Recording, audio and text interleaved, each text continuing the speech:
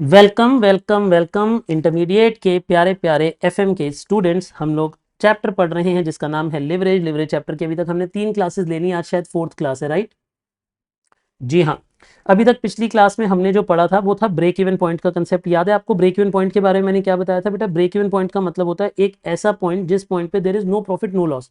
लेकिन किसके point of view से पढ़ रहे हो ब्रेक इवन, वो इंपॉर्टेंट है कि आप ब्रेक इवन पॉइंट किसके पॉइंट ऑफ व्यू से हो। जैसे एग्जाम्पल लो, अगर ऑपरेटिंग मैनेजर के पॉइंट ऑफ व्यू से हो तो वो कहता है कि भगवान इतनी सेल्स कर दे कि ईबीआईटी जीरो हो जाए। तो उसका फॉर्मूला क्या है? Fixed cost upon contribution per unit. इससे यूनिट्स में आंसर आएगा, और अगर यूनिट्स वाले आंसर को इंटू एसपी कर दोगे, सेलिंग प्राइस से मल्टीप्लाई कर दोगे, तो सेल्स में रुपीज में आंसर आ जाएगा। और अगर सेलिंग प्राइस उठा के नीचे ले जाओगे तो contribution by SP PV ratio बन जाता है, तो फॉर्मूले में पीवी रेशियो आ जाएगा। ठीक है जी। अब लेकिन अगर हम बात करते हैं फाइनेंशियल मैनेजर की, तो वो कहता है कि मुझे उतना ईबीआईटी मिलना चाहिए कि ईपीएस जीरो आ जाए। मुझे उतना ईबीआईटी मिलना चाहिए कि ईपीएस जीरो हो जाए। तो मुझे ईबीआईटी इतना मिलना चाहिए कि ईपीएस जीरो हो जाए। तो इसमें क्या क्या ऐड होगा? इसमें इंटरेस्ट आएगा, प्रेफरेंस डिविडेंड आएगा, नेट ऑफ टैक्स, यानी इसमें खाली प्योरली फाइनेंशियल चीजें आएंगी, प्योरली फाइनेंशियल चीजें आएंगी। बोलिए मेरी बातें आपको समझ आई? मैंने क्या कहा? बोलिए क्या ये बातें क्लियर हैं आपको? Is it clear? अब आगे देखते हैं। अगर हम बात करते हैं कंबाइंड ब्रेक इवन पॉइंट की, कंबाइंड ब्रेक इवन पॉइंट का मतलब होता है कि जो मालिक के लिए है, मालिक कहता है कि भगवान इतनी सेल्स कर दे कि भले ही ईपीएस जीरो हो, मेरी जेब से नुकसान ना हो, तो वो ईपीएस को जीरो मानने के लिए तैयार है। क्योंकि हम पढ़ी ब्रेक इवन पॉइंट रहे हैं। देखो, वो ये नहीं मानता कि जीरो प्रॉफिट हो, वो बट वो कह रहा है कि बुरे से बुरी सिचुएशन में जीरो प्रॉफिट हो। बुरे से बुरी सिचुएशन में क्या हो? जीरो प्रॉफिट, उससे कम ना हो, नेगेटिव ना हो। ठीक है जी। तो अब ऐसी सिचुएशन में हम क्या करते हैं? फिक्स्ड कॉस्ट के साथ इन दोनों को ऐड कर देते हैं न्यूमरेटर में, यानी हम फिक्स्ड कॉस्ट के साथ इंटरेस्ट और प्रेफरेंस डिविडेंड को ऊपर ऐड कर देते हैं, तो ये बन जाता है। फिर ऐसे ही इधर फिक्स्ड कॉस्ट के साथ इंटरेस्ट और प्रेफरेंस डिविडेंड को ऐड कर देते हैं, इधर भी फिक्स्ड कॉस्ट के साथ इंटरेस्ट और प्रेफरेंस डिविडेंड को ऐड कर देते हैं, ये फॉर्मूले बन जाते हैं। यानी combined leverage, combined break even point कैसे आती है? बेसिकली आप ये कहो कि न्यूमरेटर में फिक्स्ड ऑपरेटिंग कॉस्ट और फिक्स्ड फाइनेंशियल कॉस्ट दोनों को ऐड कर देते हैं, और डिनोमिनेटर सेम ही आते हैं जो डिनोमिनेटर इधर थे। क्या मेरी बातें रिकॉल हो गई? आप सबको फॉर्मूला याद आ गया? सभी को फॉर्मूला रिकॉल हो गया? पक्की बात है? चलिए फिर हम आगे पढ़ते हैं, थोड़े हम क्वेश्चंस की ओर बढ़ते हैं। हमने ये सारी बातें तो पढ़ ली थी, आइए कुछ क्वेश्चंस पढ़ेंगे और क्वेश्चंस के थ्रू ही थोड़ी थोड़ी नई बातें भी पढ़ेंगे, है ना? मैंने आपको काफ़ी सारे क्वेश्चन बोले थे, जिसमें से मैंने शायद आपको 9th क्वेश्चन होमवर्क दिया था, करेक्ट? 9th क्वेश्चन आप लोगों ने ट्राई किया? कितने बच्चों ने ट्राई किया था? गुड। मैं इसका सोल्यूशन आप लोगों को दे दूंगा ताकि आप अपना आंसर मैच कर सकें। आइए मैं क्वेश्चन नंबर 8 आपको करा देता हूं क्विक क्विक स्पीड में। देखिए क्वेश्चन नंबर 8 का एक पार्ट मैं करा दूंगा, बाकी दोनों पार्ट आप होमवर्क में कर लेना। क्वेश्चन नंबर 8 का ए पार्ट पढ़िए। यहां से हम स्टार्ट करेंगे। वो कहता है फाइनेंशियल लिवरेज है 3/1, इंटरेस्ट है 200, ऑपरेटिंग लिवरेज है 4:1, variable cost as a percentage of sale है 66 2/3, इनकम टैक्स का रेट है 45%। तो देखो उसने हमें काफ़ी सारी जानकारी दे दी और वो बोलता है जाओ मेरे लिए इनकम स्टेटमेंट बना के आओ। तो ये तो बड़ा आसान क्वेश्चन हो गया कि हमें इनकम स्टेटमेंट बनानी है और हमें दो दो लिवरेज ऑलरेडी पता है, हमें ऑलरेडी दो दो लिवरेजेस पता है ना? तो आप एक काम करिए, आप यहाँ पे लिखिए सॉल्यूशन नंबर 8।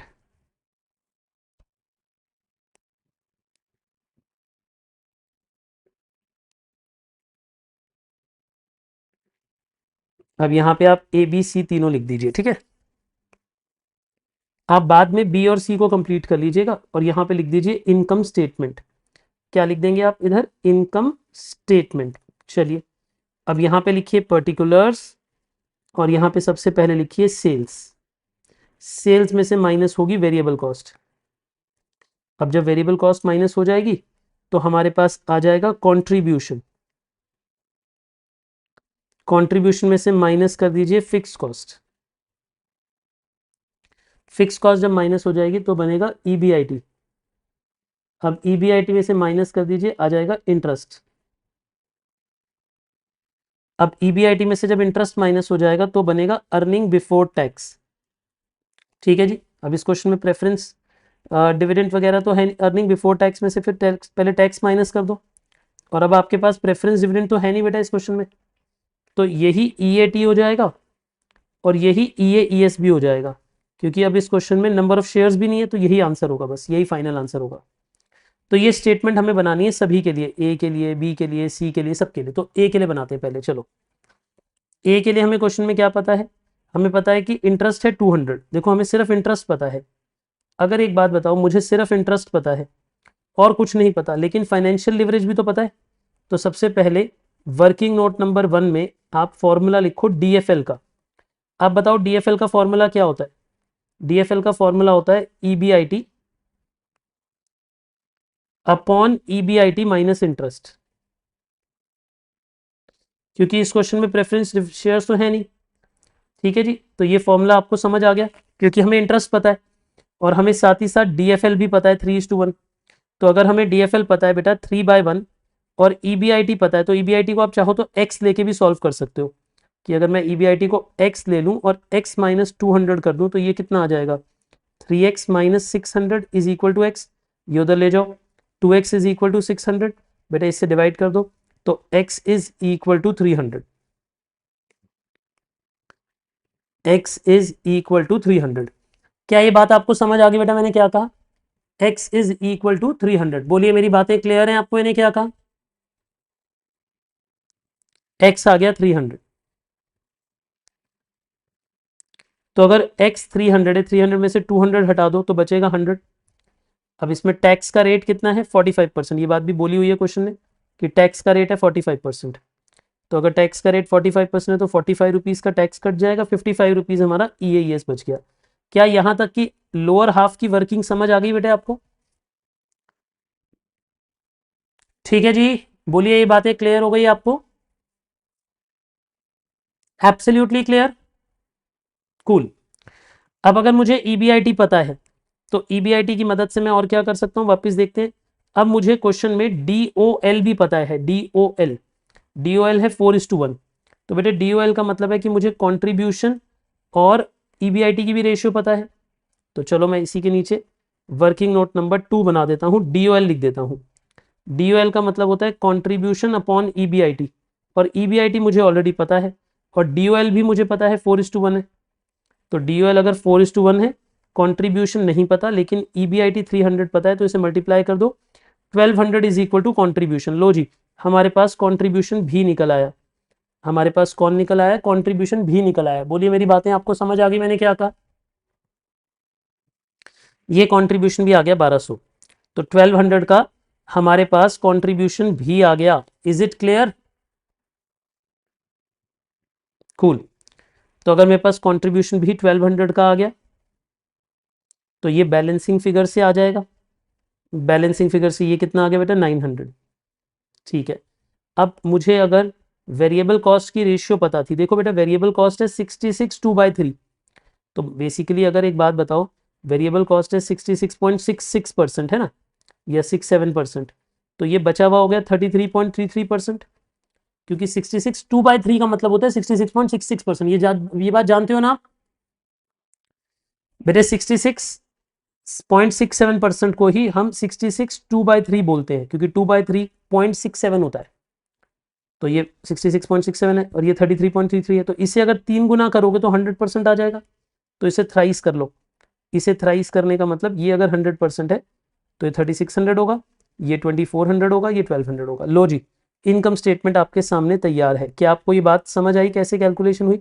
मैं आपको इसकी सेल्स की कैलकुलेशन दिखा देता हूँ। देखो सेल्स कैसे कैलकुलेट हुई है, ये देखो वर्किंग नोट नंबर 3 में सेल्स कैसे कैलकुलेट हुई। सेल्स हमने ऐसे निकाली कि अगर कॉन्ट्रीब्यूशन 1200 है और 1200 33.33% है, तो बताओ 100% किसके बराबर होगा?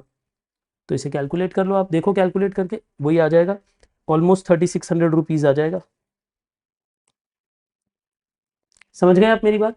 यानी अगर मैं यूं कहता हूं कि अगर 1200 की कंट्रीब्यूशन है डिवाइड बाय 33.33%, देखो अगर 1200 33.33% है तो 1200 को डिवाइडेड बाय 33.33% कर दो और इंटू 100 कर दो, तो उससे पूरी 100% की सेल डिराइव हो जाएगी।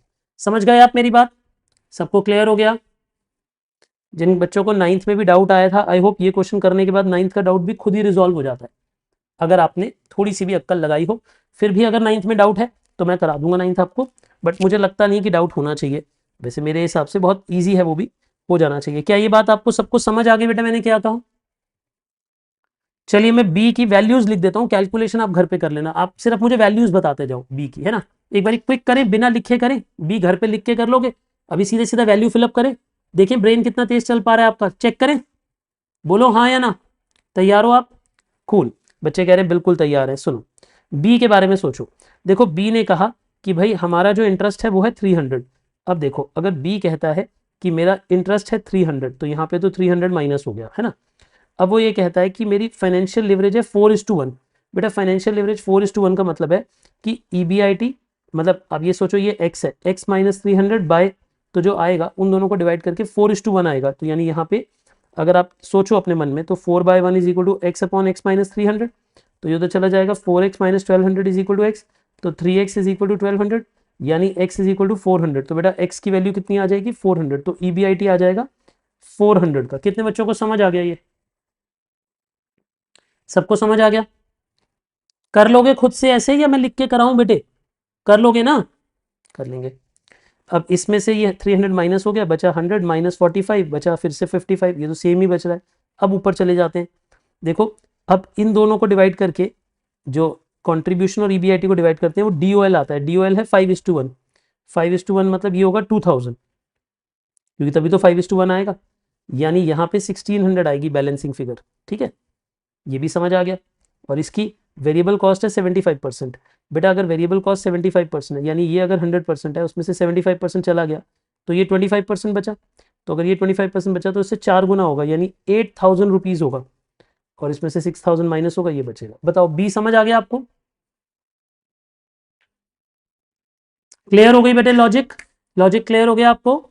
नाइन्थ वाला भी इसी के जैसा है बेटे, अगर आपसे नाइन्थ नहीं हुआ है किसी कारण, आज दोबारा ट्राई करना, हो जाएगा, वरना मैं उसका आंसर दे दूंगा आपको, ठीक है ना, डोंट वरी। सी वाले पार्ट पे चले बेटे, कितने बच्चों को लग रहा है कि सी वाला पार्ट पहले खुद ट्राई करेंगे? करो जल्दी करो जल्दी करो, in 2 minutes, in just 2 minutes, not more than 2 minutes. C वाला पार्ट आप खुद सॉल्व करिए, मैं क्वेश्चन दिखा रहा हूं आपको, ठीक है? ये कॉपी कर लिया ना आपने? सी वाला पार्ट खुद करो। मैं एकदम शांत बैठा हूं 2 मिनट्स के लिए, पूरे 2 मिनट्स दूंगा आपको। ट्राई किया आप लोगों ने? बताएगा कोई मुझे क्या आ रहा था? देखिए चलिए आप मुझे सेल बताइए पहले, चलो मैं ट्राई करता हूं, आप मुझे बताना मैंने ठीक किया है कि नहीं। इंटरेस्ट है 1000 का और रेशियो है 2:1। तो बेटे अगर यहाँ पे इंटरेस्ट आ रहा है 1000 का, तो इसका मतलब ये भी 2000 होगा और ये भी 1000 होगा। इसका मतलब ये 450 का टैक्स चला जाएगा, 550 बचेगा। आप मुझे बताइएगा मैंने सही लिखा है कि नहीं, है ना। और ये रेशियो है 3:1, तो बेटा 3:1 मतलब ये 6000 होगा, और यानी ये 4000 होगा। फिर ये जो वेरिएबल कॉस्ट है 50% है, तो यानी अगर ये 100 है तो ये 50 है, तो ये भी 50 होगा बेटे। अगर ये 50% है तो 12000 होगा 100%। कितने बच्चों ने बिल्कुल ठीक स्टेटमेंट बना ली थी खुद से, बिल्कुल ठीक बनाई थी? कूल, बहुत बढ़िया। तो इसी के साथ हमारा 8th क्वेश्चन भी ओवर हो जाता है। अब हम आगे मूव कर जाएंगे 9th क्वेश्चन के लिए। चले हम 9th क्वेश्चन की ओर, ठीक है ना। चलिए अब थोड़े थोड़े कंसेप्ट में, और 9th होमवर्क है, 9th में होमवर्क ही लिख के छोड़ रहा हूँ, ये मैं नहीं करा रहा हूँ आपको, ठीक है ना। ये मुझे उम्मीद है कि आप खुद ही कर लोगे। 8th मैंने क्लास में ही करा दिया, और 10th वाला मैंने आपको होमवर्क नहीं दिया था, है ना, वो आज डिस्कस करूंगा, पर मैं थोड़े थोड़े कंसेप्ट अब बढ़ाना चाहता हूँ। चलिए क्वेश्चन नंबर 14 पे आइए, आज मैं इसके थ्रू नए कंसेप्ट आपको इंट्रोड्यूस करूंगा। आइए क्वेश्चन नंबर 14 पे आइए। क्या आप आ चुके हैं क्वेश्चन नंबर 14 पे मेरे साथ?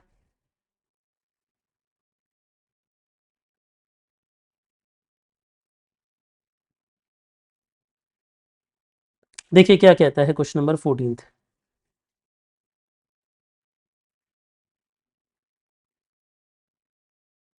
सुनिए, a firm has sales of 75 lakh. देखिए वो कहता है कि एक कंपनी है और उनकी सेल है 75 लाख। चलो हमारे दिमाग में उसकी इनकम स्टेटमेंट बननी स्टार्ट होगी। जल्दी से बताओ, जैसे ही आप सेल सुनते हो आपके दिमाग में इनकम स्टेटमेंट बननी स्टार्ट हो जाती है कि नहीं? बिल्कुल हो जाती है। सेल्स है, वेरिएबल कॉस्ट माइनस हो गई, फिक्स कॉस्ट माइनस हो गई, हम तो EBIT पे आ गए। अब डेट भी पता है तो उसका इंटरेस्ट भी निकल गया, इक्विटी पता है, वाह क्या बात है, पूरी की पूरी स्टेटमेंट ही बन गई है, तो मजा ही आ गया। ऐसे नहीं लग रहा एकदम टॉफी क्वेश्चन है? लेकिन नहीं है, अभी आगे चलो मजा आएगा। वो कह रहा है what is the firms ROI। अब ये तो हमें पढ़ाया नहीं सर आपने। वो कह रहा है does it has a favourable financial leverage. Sir ये बात भी आपने नहीं बताई हमें। अब यही तो मैं बोल रहा हूँ कि अब मैं धीरे धीरे करके नई बातें सिखाऊंगा। तो पहले मैं आपको ROI सिखाऊंगा। क्या सिखाऊंगा बेटे? ROI। आइए जरा हम आपको एक नया कंसेप्ट पढ़ाते हैं, कंसेप्ट नंबर 11। अब आप बोलोगे सर आप तो हर कंसेप्ट में ये बोल रहे हो कि रेशियो में पढ़ाऊंगा। बेटा मैं क्या करूं, ये दोनों के दोनों चैप्टर बड़े इंटरलिंक्ड हैं, पर थोड़ा सा मैं आपको बताना चाहता हूं कि रिटर्न ऑन इन्वेस्टमेंट क्या होती है। सुनिए, मैं आपको दो अलग अलग चीजें सिखाता हूं, ठीक है। एक रिटर्न ऑन इन्वेस्टमेंट के बारे में सिखाता हूं और एक सिखाता हूं रिटर्न ऑन इक्विटी के बारे में। दो बातें सिखा रहा हूं, return on investment, return on equity, ठीक है। देखो इन दोनों में हम ये देखते हैं कि हमने कितना पैसा लगाया और उस पे कितना पैसा कमाया। रिटर्न का मतलब होता है कमाई को देखो। रिटर्न मतलब क्या होता है बेटे, दोबारा बोलो। रिटर्न मींस कमाई, कितना पैसा आपने कमाया वो देखना है। रिटर्न का मतलब क्या होता है, कितना पैसा आपने कमाया आपने वो देखना है, ठीक है। तो रिटर्न ऑन इक्विटी और रिटर्न ऑन इन्वेस्टमेंट में ये फर्क है कि यहां पे हम देखते हैं कि इधर हम समझते हैं कि इक्विटी ने कितना पैसा लगाया और उस पे कितना पैसा कमाया इंटू 100, फिर उसे इंटू 100 कर दो, ये हो जाता है ROE। क्या ये बात आपको समझ आई मैंने क्या कहा? क्या नाप रहे हैं बेटे इस रेशियो में, बताना। इस रेशियो में हम ये नाप रहे हैं कि इक्विटी ने कितना पैसा लगाया, बोलो मेरे साथ साथ। डिनोमिनेटर में क्या आ रहा है बेटे, बताओ। इक्विटी ने कितना पैसा लगाया और उसने कितना पैसा कमाया। आपको पता है ना, एंड में जो पैसा बचता है EAS वही इक्विटी के घर जाता है। इक्विटी को तो यही पैसा बिलोंग करता है। अग्री और डिसअग्री बेटा, बाकी सब तो औरों को बटता है। याद करो इनकम स्टेटमेंट, कहां भूल जाते हो। देखो मैं आपको याद दिलाता हूँ इनकम स्टेटमेंट। एक बात बताओ, आपने सेल करी, सेल में से पहले वेरिएबल खर्चा चला गया, फिर फिक्स खर्चा चला गया, फिर इंटरेस्ट चला गया, फिर सरकार का टैक्स चला गया, फिर प्रेफरेंस में चल गया, एंड में जो बचता है यही पैसा तो इक्विटी को बिलोंग करता है। अब उसमें से भी कुछ डिविडेंड मिल जाता है, कुछ रिटेन हो जाता है, बट है तो ये पैसा इक्विटी का। तो अल्टीमेटली ये पैसा वो है जो इक्विटी को मिलता है। अग्री, अग्री और डिसअग्री। ये वो कमाई है जो इक्विटी शेयर होल्डर्स ने करी है। परफेक्ट। अब वहीं पर अगर मैं बोलूं रिटर्न ऑन इन्वेस्टमेंट का मतलब क्या होता है, ROI का मतलब क्या होता है। देखिए इन्वेस्टमेंट का मतलब है कि जिन भी लोगों ने लॉन्ग टर्म पैसा बिजनेस में लगाया, लॉन्ग टर्म पैसा बिजनेस में 3 लोगों ने लगाया होता है। तो डिनोमिनेटर में इक्विटी शेयर कैपिटल भी आ जाएगी, प्रेफरेंस शेयर कैपिटल भी आ जाएगी और डेट भी आ जाएगी। कौन कौन आ जाएगा बेटे, या ना एक काम मैं और करता हूं, इसे इक्विटी शेयर होल्डर फंड बोल देता हूं। इक्विटी शेयर होल्डर फंड, ठीक है। क्योंकि इक्विटी का पैसा कैपिटल में भी लगा हो सकता है, रिटेन्ड अर्निंग में भी लगा हो सकता है। इसमें दो तरह के पैसे हो सकते हैं, इक्विटी शेयर कैपिटल भी हो सकती है और reserves and surplus retained earning जो होती है वो भी हो सकती है, क्योंकि वो भी तो बिजनेस में इन्वेस्टेड होती है ना बेटे। क्या इक्विटी ने सिर्फ अपनी इक्विटी दे रखी होती है या रिटेन्ड अर्निंग भी दे रखी होती है? बेटा इक्विटी ने अपना पैसा भी दे रखा होता है, रिटेन्ड अर्निंग भी दे रखी होती है। जो कमाई है और बिजनेस में जुड़ गई, बिजनेस में लग रही है, तो वो भी तो इक्विटी का ही पैसा है, ठीक है ना। तो इक्विटी का पैसा दो तरह से आ रहा होता है, प्लस प्रेफरेंस प्लस डेट। तो आपको नहीं लग रहा कि तीन नीचे हमने तीनों की कमाई को लिख दिया है? आप सच बताओ, नीचे हमने किसकी कमाई को लिख दिया है? नीचे एक तरीके से हमने तीनों की कमाई को लिख दिया है। अग्री और डिसअग्री? अग्री, प्लीज आप मुझे बताइए। आपने कहा हाँ सर, नीचे हमने तीनों की कमाई को लिख दिया है, सच बात है।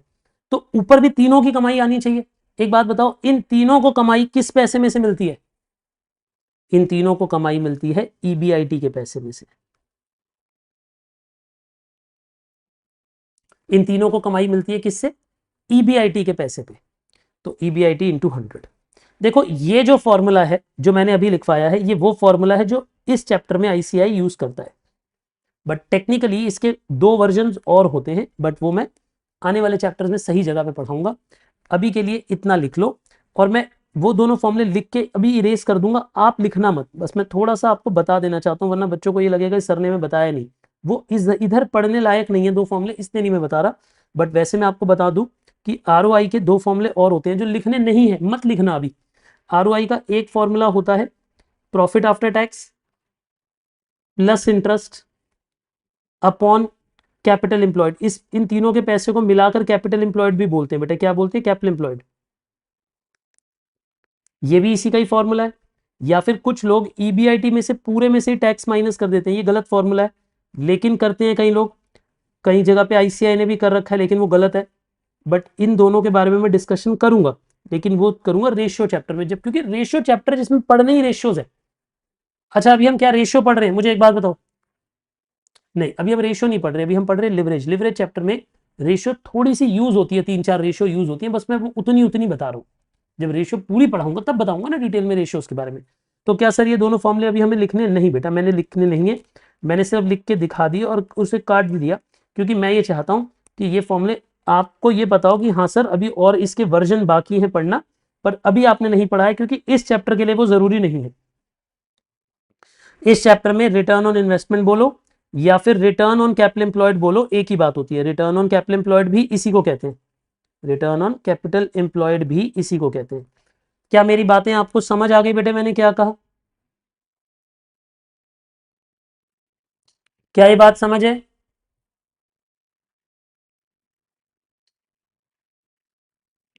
क्लियर है ये बात?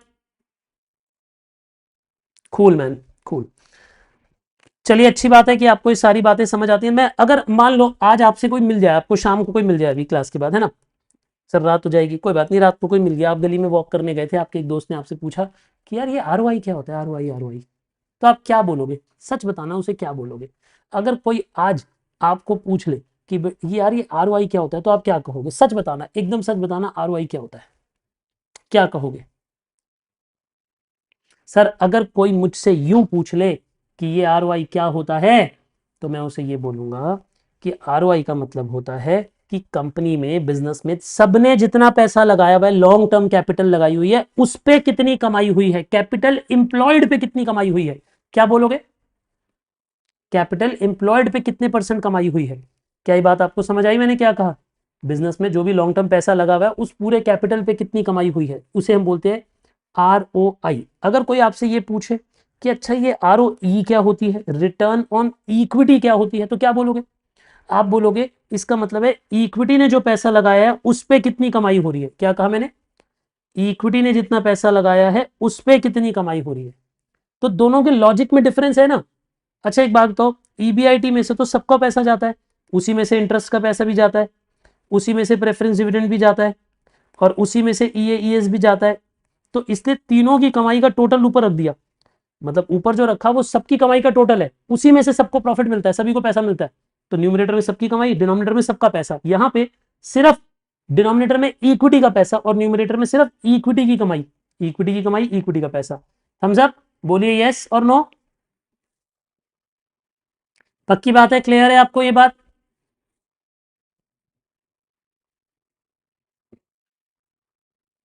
Is it absolutely clear?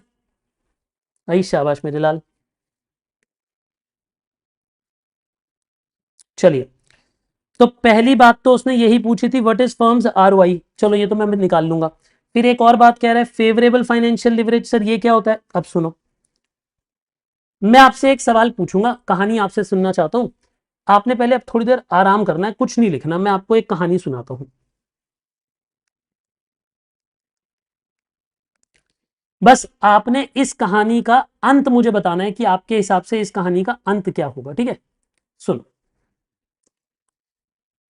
Example लो कि मेरे पास एक बिजनेस है, उस बिजनेस में हम लोगों ने सबने मिलके इक्विटी लगाई है, लेटेस्ट से 100 करोड़, 100 करोड़ की इक्विटी लगाई है। अब अगर हम ये पैसा, अभी सिर्फ समझना है, कुछ लिखना नहीं है, मैंने मना किया लिखने को, आपने सिर्फ मुझे लॉजिक बताना है, ठीक है? हम सब ने मिलकर बेटा कितना पैसा लगाया, जल्दी बताओ। हम सब लोगों ने पैसा डाला, थोड़ा थोड़ा शेयर्स खरीदे, कितना पैसा बिजनेस में इन्वेस्ट करा? 100 करोड़। अब ये बिजनेस में, ये कंपनी में पैसा लगा दिया हमने, कंपनी ने ये पैसा बिजनेस में यूज कर लिया होगा, कंपनी ने पैसा बिजनेस में यूज कर लिया, कंपनी ने इस पैसे को बिजनेस में यूज करा और इस पे अर्निंग करी, यानी प्रॉफिट करा, आरओआई करी 20% की, यानी इस पैसे पे 20% की कमाई करी। तो कंपनी ने इस पैसे पे 20% कमा लिया, यानी इस पैसे पे आप ये सोचो कि हमने 20% कमा दिया। इसका मतलब ये हुआ कि 20 करोड़ रुपीस कमा दिए। तो बताओ ये 20 करोड़ की कमाई किसको बिलोंग करती है? इक्विटी शेयर होल्डर को बिलोंग करती है। अग्री और डिसअग्री? ऑब्वियसली इसमें से टैक्स वैक्स जाएगा, लेकिन बाकी पैसा किसको मिलेगा? इक्विटी को मिलेगा। अग्री? अग्री बेटा, जब एक बात और, हमने कंपनी में पैसा लगाया, कंपनी ने पैसा बिजनेस में लगा दिया, बिजनेस में पैसे में कमाई हुई। अब जो बिजनेस में कमाई होगी वो किसको बिलोंग करेगी? इक्विटी को बिलोंग करेगी। अच्छा मुझे एक बात बताओ कि आप आपके पास और पैसे नहीं है, लेकिन क्या आप इस कंपनी को बढ़ाना चाहते हो? अच्छी प्रॉफिटेबल कंपनी है, 20% प्रॉफिट कमा रही है, क्या आप इस कंपनी को बढ़ाना चाहते हो? एग्जाम्पल लेते हैं, हमने मिलकर एक रेस्टोरेंट खोला 100 करोड़ में, एक अच्छा सा रेस्टोरेंट खोला कोई हाई एंड प्लेस पे, ठीक है ना। अब क्या हम ऐसे और रेस्टोरेंट खोलना चाहते हैं और सिटीज में? हाँ, हमें लगता है ये प्रॉफिटेबल मॉडल है और बहुत बढ़िया चलेगा, तो मैं क्या करूं? अगर मैं ऐसे और काम करना चाहता हूं, अगर मैं ऐसे और प्रोजेक्ट करना चाहता हूं, तो मैं क्या करूं? सोच के बताओ आप मुझे, मैं क्या करना चाहता हूं? तो मैं पता है क्या करूंगा, मैं डेट से पैसा उठाऊंगा।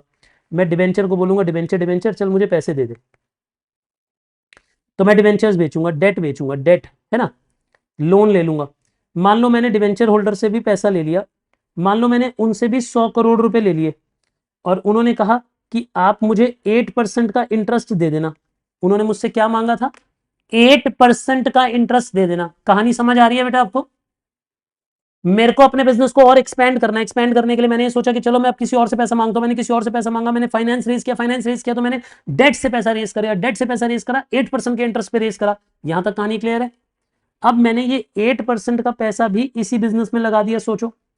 यानी अब इस बिजनेस में जब कमाई आएगी, इमेजिन करो, अब जब इस बिजनेस में से कमाई आएगी, तो अब तो इस बिजनेस के अंदर टोटल मिला के 200 करोड़ इन्वेस्ट हो गए। अब इस बिजनेस में कितनी इन्वेस्टमेंट हो गई, सोच के बताओ। यानी अब इस बिजनेस में 200 करोड़ इन्वेस्ट हो गए। अब तो देखो, जो मेरे वाले 100 करोड़ थे वो भी इन्वेस्टेड थे, उनकी आरओआई भी 20% आ रही थी, यानी उनकी कमाई पे भी 20 करोड़ आ रहा होगा, और ये भी इन्वेस्ट हो गया, ये भी 20। आरओआई का मतलब होता है कि सारे पैसे पे उतनी कमाई आ रही है, तो इस वाले पैसे पे भी 20% कमाई आएगी, यानी 20 करोड़ की कमाई आएगी। लेकिन एक बात बताओ, इधर 20 करोड़ में से इंटरेस्ट कितना देना पड़ेगा? क्या पूरा इंटरेस्ट दे दूंगा मैं उन्हें, सारा पैसा उन्हें दे दूंगा? नहीं, उन्हें कितना दूंगा? उन्हें सिर्फ 8 करोड़ दूंगा। क्यों? क्योंकि उन्होंने 100 करोड़ दिए थे, 100 करोड़ 8% के रेट पे दिए थे, तो इसमें से मैं उन्हें 8 करोड़ का इंटरेस्ट दे दूंगा। अच्छा मुझे एक बात बताओ, जो बाकी का 12 करोड़ है वो किसकी जेब में जाएगा? क्या मैं उस पैसे को जला दूंगा, आग लगा दूंगा, चैरिटी कर दूंगा, दुनिया में बांट दूंगा, वर्करों को बांट दूंगा? बोलो, क्योंकि वो पैसा मेरी कमाई से नहीं आया। या क्या करूंगा मैं उस पैसे का? उसे भी इक्विटी के पास लेके जाऊंगा। ये पैसा भी इक्विटी को बिलोंग करता है, ये पैसा भी इक्विटी को बिलोंग करता है। इक्विटी इस पैसे से अमीर होगा। अपने पैसे से तो 20% कमा ही रहा है, औरों के पैसे से भी 12% कमा रहा है। इसी को बोलते हैं ट्रेडिंग ऑन इक्विटी। आपने बचपन में ये बात पढ़ी होगी, जब आप छोटे थे, बिजनेस स्टडीज में पढ़ाई जाती है आपको, आपके बिजनेस स्टडीज के टीचर्स ने ये बात थ्योरेटिकली पढ़ाई होगी। What is trading on equity? पढ़ी? कितने बच्चों ने नाम सुना हुआ है? ऐसे हाथ उठाओ कि हाँ सर नाम तो सुना हुआ है। समझ आया था नहीं आया था वो एक अलग बात है, लेकिन नाम सुना हुआ है।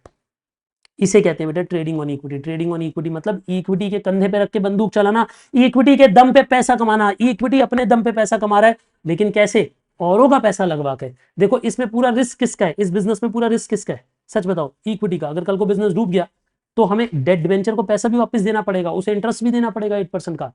तो रिस्क किसका है? रिस्क है इक्विटी का। बोलो जल्दी बताओ मुझे, रिस्क किसका है? रिस्क है इक्विटी का।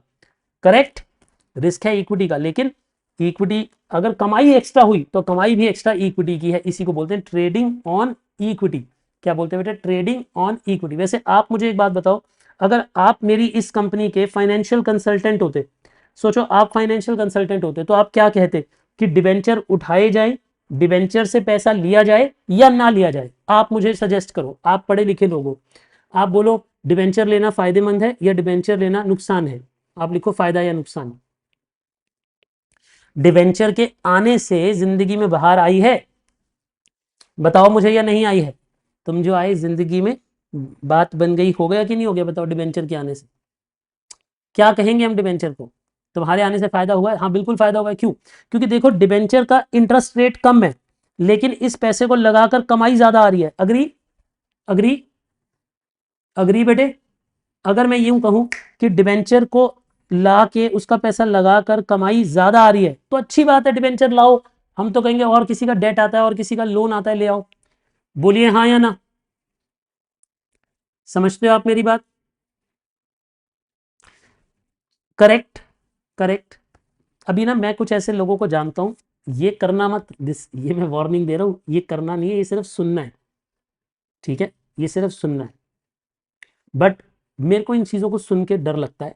मैं जब किसी को कंसल्टेंसी देता हूँ, जब मैं किसी को एक्सप्लेन करता हूँ कुछ फाइनेंशियल मैटर्स, तो मैं इस चीज़ से दूर रहता हूँ, मैं ऐसी बातें नहीं सजेस्ट करता हूँ। बट मैं आपको इसका रियल लाइफ एक एग्जांपल देता हूँ, ठीक है। बट आपने फॉलो नहीं करना कि ये सर ने कहा था, मैं पहले ही वार्निंग दे रहा हूँ कि ये गलत है, नहीं करना चाहिए। बट मैं किसी को जानता हूँ बहुत क्लोजली, उन्होंने ना एक घर लिया, ठीक है, होम लोन पे घर लिया। होम लोन समझते हो बेटा क्या होता है? उन्हें प्रॉपर्टी खरीदनी थी, उतने पैसे अभी उनके पास इकट्ठे नहीं थे, तो उन्होंने एक लोन ले लिया। तो उन्होंने एक होम लोन लिया, ठीक है ना, कुछ 4 करोड़ के आसपास की प्रॉपर्टी थी। मुझे लगता है कि 1.6 करोड़ उन्होंने खुद दिए थे और 2.4 करोड़ का उन्होंने लोन ले लिया। तो इतने का लोन ले लिया। अब लोन पे क्या रेट चल रहा होगा मुझे ध्यान नहीं है, मेरे हिसाब से 8% के आसपास मान लेते हैं, बॉल पार्क फिगर। कभी 7 हो जाता है, कभी 8 हो जाता है, कभी 9 हो जाता है, उसी के बीच में रहता है इंटरेस्ट, तो 8% मान लेते हैं। यानी उन्होंने 2.4 करोड़ रुपीस का लोन ले रखा है 8% के रेट पे। वैसे फ़ायदा हो चुका है उन्हें ऑलरेडी, क्योंकि जब उन्होंने प्रॉपर्टी ली थी जिसके बारे में मैं बात कर रहा हूँ, वो प्रॉपर्टी आज की डेट में ऑलमोस्ट 7 करोड़ की हो चुकी है। मतलब खरीदी 4 करोड़ की थी 2-3 साल पहले, वो एकदम से रेट बढ़ गया और प्रॉपर्टी 7 करोड़ के आसपास की हो गई है, क्योंकि प्री बुकिंग में ली थी उन्होंने। तो ऑलरेडी वो 2-3 करोड़ के प्रॉफिट पे हैं उस प्रॉपर्टी पे। लेकिन बात अभी उस प्रॉपर्टी के प्रॉफिट की नहीं चल रही, बात चल रही है वो इस वक्त क्या कर रहे हैं। मेरे हिसाब से वो रिस्क ले रहे हैं, जिसके मैं अगेंस्ट हूँ। मैंने उन्हें वॉर्न भी किया है, बट वो अभी समझ नहीं रहे हैं। और तो देखिए, लोन है 2.4 करोड़ का, यहां तक कहानी समझ आ गई। उनके पास ना अच्छी खासी सैलरी आती है, he earn some decent amount of salary.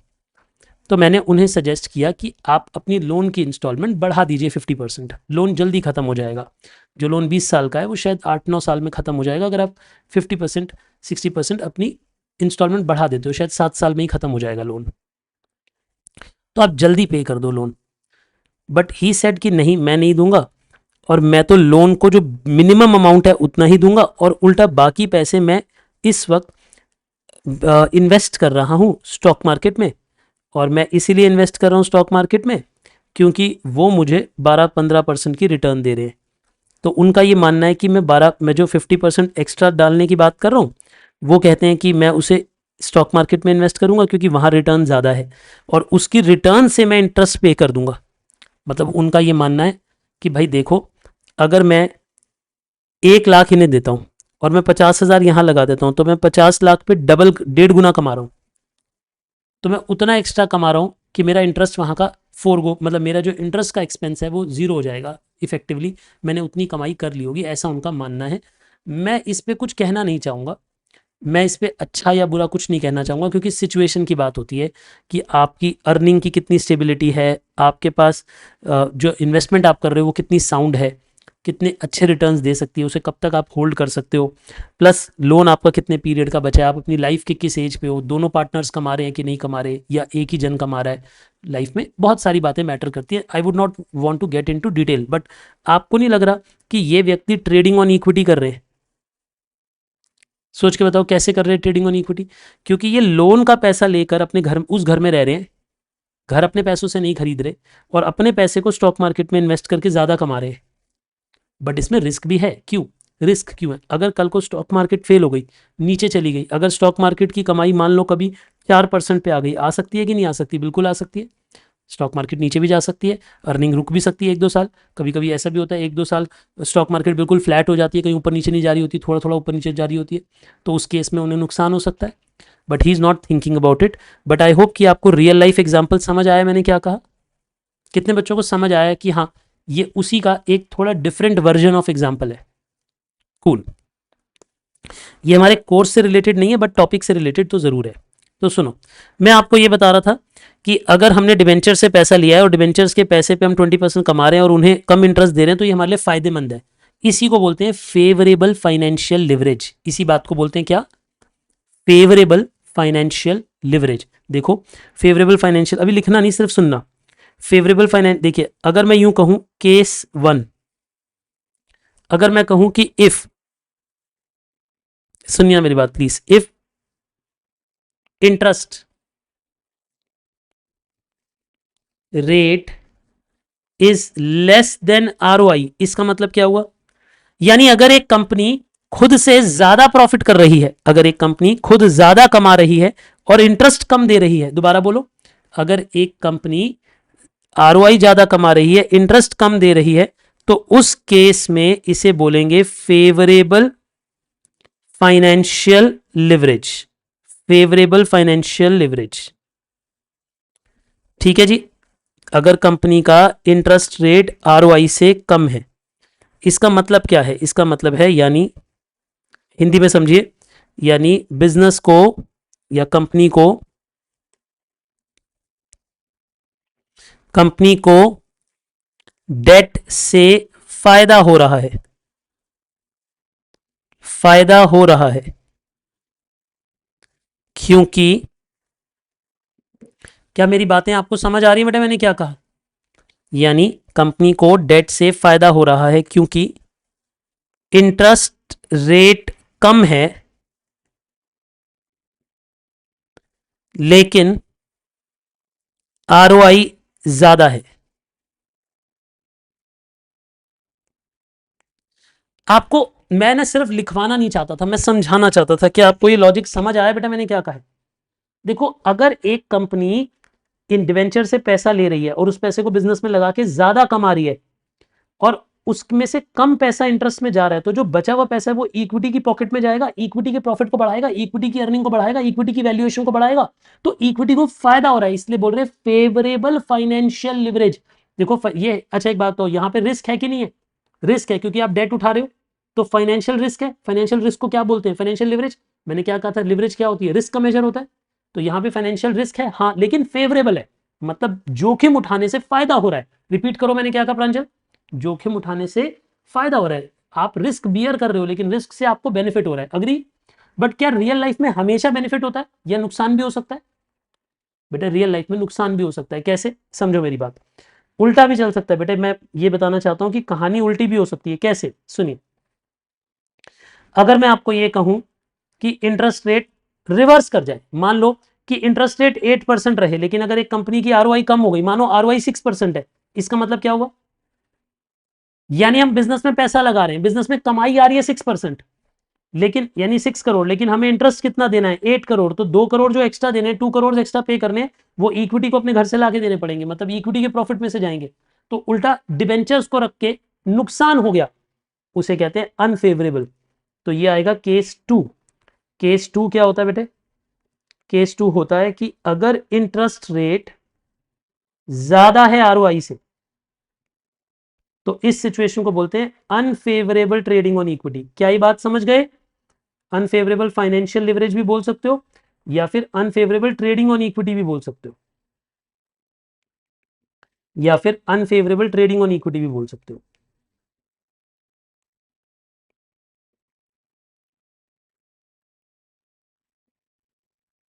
Trading on equity.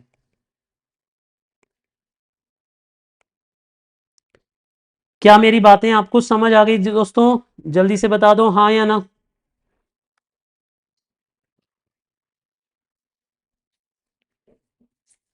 क्या ये बातें क्लियर हैं आपको?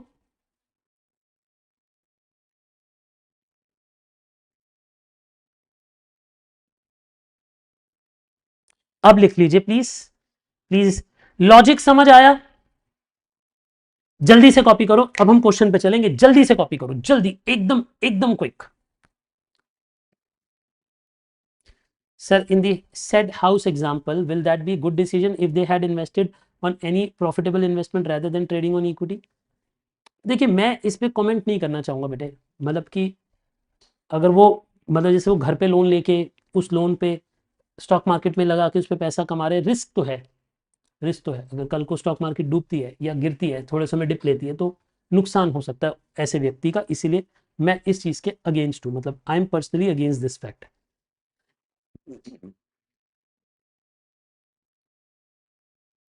प्लीज इसे जल्दी से आप कॉपी कर लीजिए और क्वेश्चन पढ़िए फिर। जल्दी से जल्दी कॉपी करो।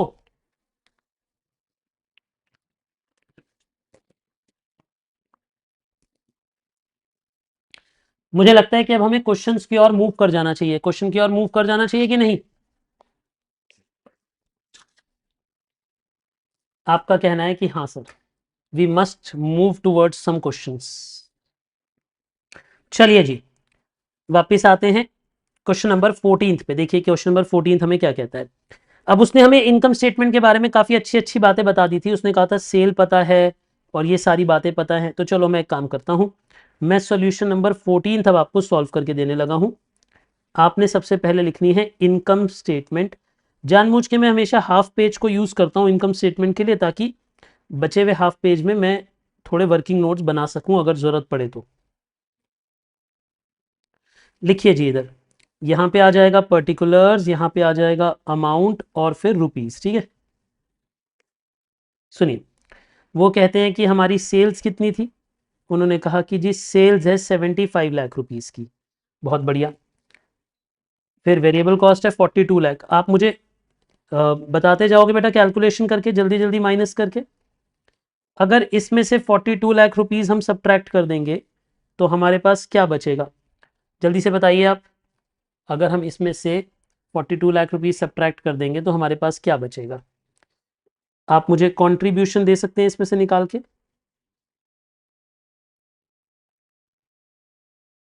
बोलिए कितनी कंट्रीब्यूशन बचती है।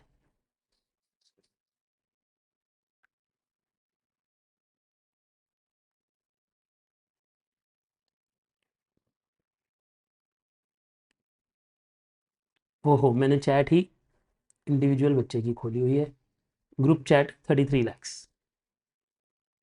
ये मैं इससे ये चेक करता हूँ कि कितने बच्चे एक्टिव हैं। जितने बच्चे रिस्पॉन्ड कर रहे हैं यानी वो एक्टिव हैं, बाकी तो सुस्त पड़े हुए हैं आराम से, है ना।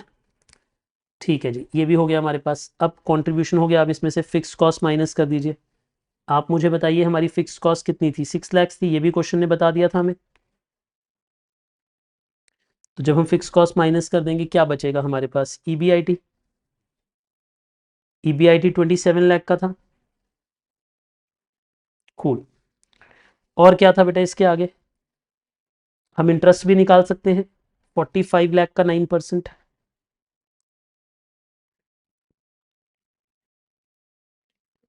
45 लाख का 9%, बताओ बेटा मुझे कितना होता है 45 लाख का 9%।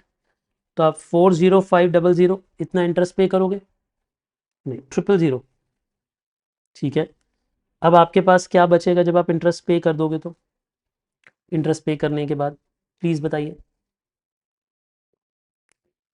आप ये कहेंगे कि हमारे पास अर्निंग बिफोर टैक्स आ जाएगा 22,95,000। एक समझदार बच्चा क्या बता रहा है, ईबीटी। मैंने बोला इंटरेस्ट माइनस करने के बाद क्या बचेगा, वो चैट में लिख रहा है ईबीटी। हे प्रभु, अमाउंट चाहिए, अमाउंट। माइनस करिए टैक्स। बताइए कितना था टैक्स। टैक्स रेट दिया है क्या क्वेश्चन में, नीचे कभी कभी दिया होता है, लास्ट लाइन में नहीं दिया है इस क्वेश्चन में, तो बस यहीं रुक जाओ। फिर यानी इस क्वेश्चन में हम इससे आगे नहीं बढ़ रहे अब, ठीक है, यहाँ रुक जाते हैं। ठीक है, अब पढ़िए। हाँ जी, क्वेश्चन जी क्या चाहिए। कह रहा है जी पहले तो मुझे फर्म की आरओआई बताओ। हमने कहा देखो इधर आओ, जब हमें रिटर्न ऑन इन्वेस्टमेंट निकालनी होती है, यानी इसका मतलब होता है कि हमें डिनोमिनेटर में सभी का पैसा लिखना पड़ता है कि बिजनेस में कितना पैसा लगा है, यानी कैपिटल एम्प्लॉयड कितनी है। तो यहाँ पे हम लिखते हैं इक्विटी फंड्स, है ना। इक्विटी का कितना पैसा लगा है। अब इस क्वेश्चन में प्रेफरेंस तो है नहीं तो भूल जाओ, सीधा डेट, है ना। अब इस क्वेश्चन में इक्विटी के कितने फंड्स थे 55 लाख, डेट के कितने फंड्स थे 45 लाख, तो वो दोनों ऐड हो जाएंगे। ऊपर आ जाएगा ईबीआईटी इंटू 100, है ना। यानी ईबीआईटी कितना था हमारे पास 27 लाख। तो यानी न्यूमरेटर में आ गया 27 लाख, डिनोमिनेटर में आ गया बेटे इक्विटी का 55 लाख लगा था और डेट का 45 लाख लगा था इंटू 100। तो यानी ये कुल मिलाकर बन जाती है परसेंटेज वाइज 27%। कुल मिला के परसेंटेज वाइज बन जाता है 27%। बोलिए मेरी बातें आपको क्लियर होगी, मैंने क्या कहा, जी हाँ या ना। कूल। ये आ गया हमारे पास आरओआई। अब सेकंड पॉइंट पे आते हैं।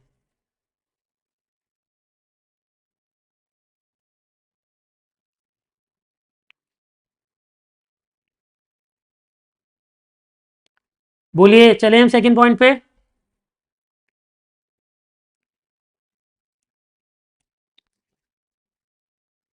आइए जी, अब वो ये कहता है does it have a favourable financial leverage. तो देखो अब आप क्या लिखोगे, पहले आप यहां पे लिखो कि इंटरेस्ट रेट ऑन डेट कितना है, यानी जब हम लोन लेते हैं तो उस पर ब्याज कितने परसेंट देना पड़ता है, 9%।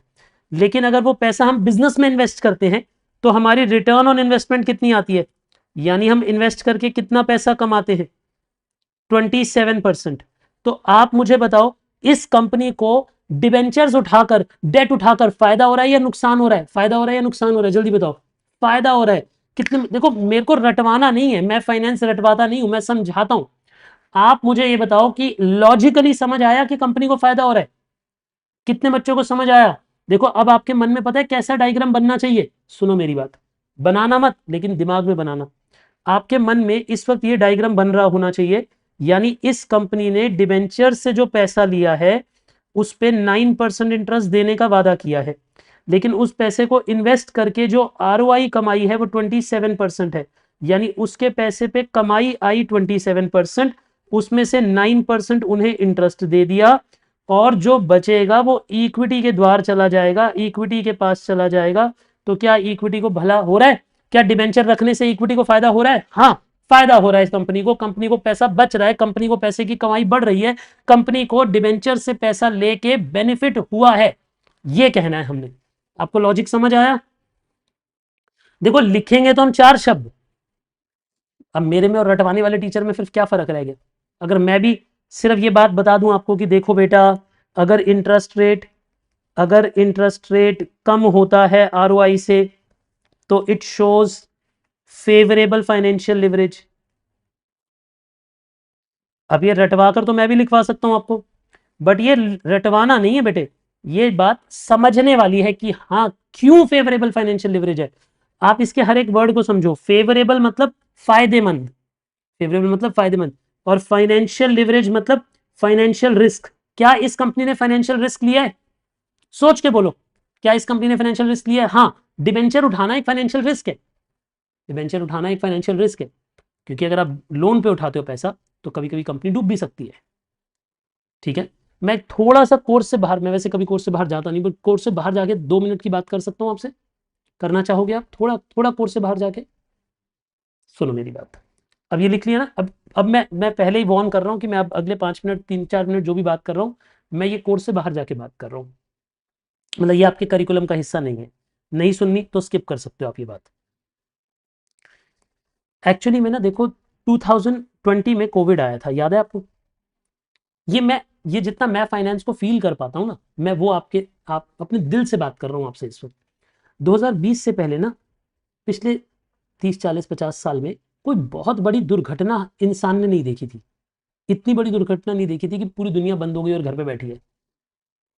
आपने भी नहीं देखी होगी इतनी क्लीन एनवायरनमेंट, आपने भी नहीं देखा होगा अपने घर के बाहर की इतनी सफाई, नो पोल्यूशन। वो सब आपको देखने को मिला कब, जब, क्योंकि सब कुछ बंद था, है ना, तो जब लॉकडाउन वगैरह लगा उस टाइम की बात हो रही है। एक्चुअली में क्या था कि 2020 से पहले किसी मेजर धक्का किसी को नहीं लगा था, तो कंपनियां पता है क्या कर रही थी, खूब डेट उठा रही थी, खूब डेट उठा रही थी, खूब लोन उठा रही थी, 8% पे, 9% पे, 10% पे, सब कंपनियों ने खूब खूब लोन उठाए, बिजनेस में लगाए, और बिजनेस में कमाई आती थी 15%, 18%। तो बढ़िया तरीके से इनको देने के बाद भी कंपनी में फेवरेबल थी, यानी फेवरेबल फाइनेंशियल लिवरेज देखने को मिल रही थी। समझ आ रहा है आपको मैंने क्या कहा, बिजनेसेस को फेवरेबल फाइनेंशियल लेवरेज देखने को मिल रही थी, मजा आ रहा था, बिजनेस कह रहे थे जिंदगी में मजा है तो सिर्फ यही है और कोई है ही नहीं, कि लोन पे पैसा उठाओ, लोन का पैसा यूज करो और लोन के पैसे पे कमाई करो। सबसे मजेदार बात थी, बिल्डर्स बिल्डिंग बना रहे थे लोन पे पैसा लेके, बिजनेसमैन लोन के पैसे पे लेके एयरलाइन चला रहे थे। समझ रहे हो मेरी बात, मतलब दुनिया ही चल रही थी इस पे। लेकिन फिर हुआ क्या, फिर जैसे कोविड आया ना, कोविड ने इंसान को असलियत बताई कि बेटा बिजनेस एक रिस्की चीज है, बिजनेस रुक भी सकता है, बिजनेस बंद भी हो सकता है, बिजनेस हॉल्ट भी हो सकता है। अब एक बात बताओ, उस टाइम पे बिजनेस के ऊपर जिनके ऊपर डेट थी उनको तो इंटरेस्ट देना पड़ेगा, चाहे कमाई जीरो आ गई, आरओआई जीरो आ गई थोड़े समय के लिए, भाई उस 4-6 महीने 8 महीने के लिए तो आरओआई जीरो हो गई, ज्यादातर बिजनेस बंद हो गए, लेकिन बिजनेस को इंटरेस्ट तो देना पड़ेगा वो 8% 10% का। तब बहुत सारे बिजनेसेस को ना समझ आया, इनफैक्ट इन्वेस्टर्स को भी समझ आया, हमारे जैसे इन्वेस्टर्स को भी समझ आया कि ऐसी कंपनियां जिनमें लोन ज्यादा है वहां कमाई तो ज्यादा हो रही है, लेकिन जब डूबेंगी तो डूबेंगी भी बहुत बुरी तरह। कितने बच्चों को ये बात समझ आई कि जब तक आरओआई ज्यादा है तब तक तो मजा आ रहा है, क्या बात है, 8% पे पैसा उठा रहे हैं, 18% कमा रहे हैं। भाई दुनिया का सबसे आसान खेल हो गया ना ये तो। यार एक बात तो, आप एक बड़े बिजनेसमैन हो, ये तो दुनिया का सबसे आसान खेल हो गया। आप किसी से पैसा उठा रहे हो 8% पे, उस पैसे को बिजनेस में लगा रहे हो, 18% कमा रहे हो, उसे देने के बाद भी 10% आपके पास बच रहा है। आपकी तो मौज ही मौज है, बताओ हाँ या ना। आपका कुछ लगा नहीं और आप पैसा कमा रहे हो। मेरी बात आपको समझ आती है मैंने क्या कहा? तो ये तो मौज थी। लेकिन जब कमाई जीरो हुई तब समझ आया कि अरे इंटरेस्ट अब जब घर से देना पड़ेगा तो नुकसान हुआ। तो 2020 के बाद ना आप एक शिफ्ट देखोगे बहुत सारे बिजनेसेस में भी और बहुत सारे इन्वेस्टर्स में भी, मैं अपने आप को भी उसमें इंक्लूड करता हूं, कि धीरे धीरे करके हम लोग लो डेट वाली कंपनियों पे या नो डेट वाली कंपनियों पे मूव हो गए। आज की डेट में मैं भी अपनी मेजर इन्वेस्टमेंट मतलब ऑलमोस्ट 60% ऑफ जो स्टॉक की इन्वेस्टमेंट है, वैसे मैं स्टॉक में इन्वेस्टमेंट अब कम रखता हूँ बहुत, मैं I am diversified into mutual funds, मैं उनके थ्रू इन्वेस्ट करता हूँ। कभी हम इस पर भी बात करेंगे कि क्यों मैं डायरेक्ट स्टॉक में इन्वेस्टिंग अब नहीं करता हूँ। बट ऑलमोस्ट 60% से ज्यादा मेरी जो इन्वेस्टमेंट्स हैं वो ऐसी कंपनीज में है जो डेट फ्री कंपनीज है या वेरी लो डेट कंपनीज है। वेरी लो डेट कंपनीज मतलब मैं अपना पैसा उन कंपनियों के शेयर्स पे लगा रहा हूं जिन कंपनियों ने उधार नहीं उठाया। सर क्यों? क्योंकि अगर उस कंपनी ने उधार उठाया हुआ है, डेट उठाई हुई है, कल को अर्निंग बंद हो गई, अर्निंग कम हो गई, तो उसको जब डेट को पैसा दिया जाएगा तो इक्विटी का पेट काट के दिया जाएगा। पता है आपको ये बात? इक्विटी से लेके तो दिया जाएगा, तो इक्विटी की कमाई पे बहुत डाउनफॉल आ सकता है। इसीलिए आजकल ज्यादातर लोग, मतलब मैंने ये स्विच 2020 के बाद देखा है कि धीरे धीरे करके लोग उन कंपनियों की तरफ ज्यादा अट्रैक्ट हो रहे हैं जिनके पास लो डेट है। आप इसके बारे में ऑनलाइन पढ़ भी सकते हैं कि बहुत सारी भारतीय कंपनीज भी लो डेट या जीरो डेट की तरफ मूव कर रही है। किसकी तरफ मूव कर रही है? लो डेट या फिर जीरो डेट की तरफ मूव कर रही है। बोलिए ये बातें आपको समझ आई मैंने क्या कहा?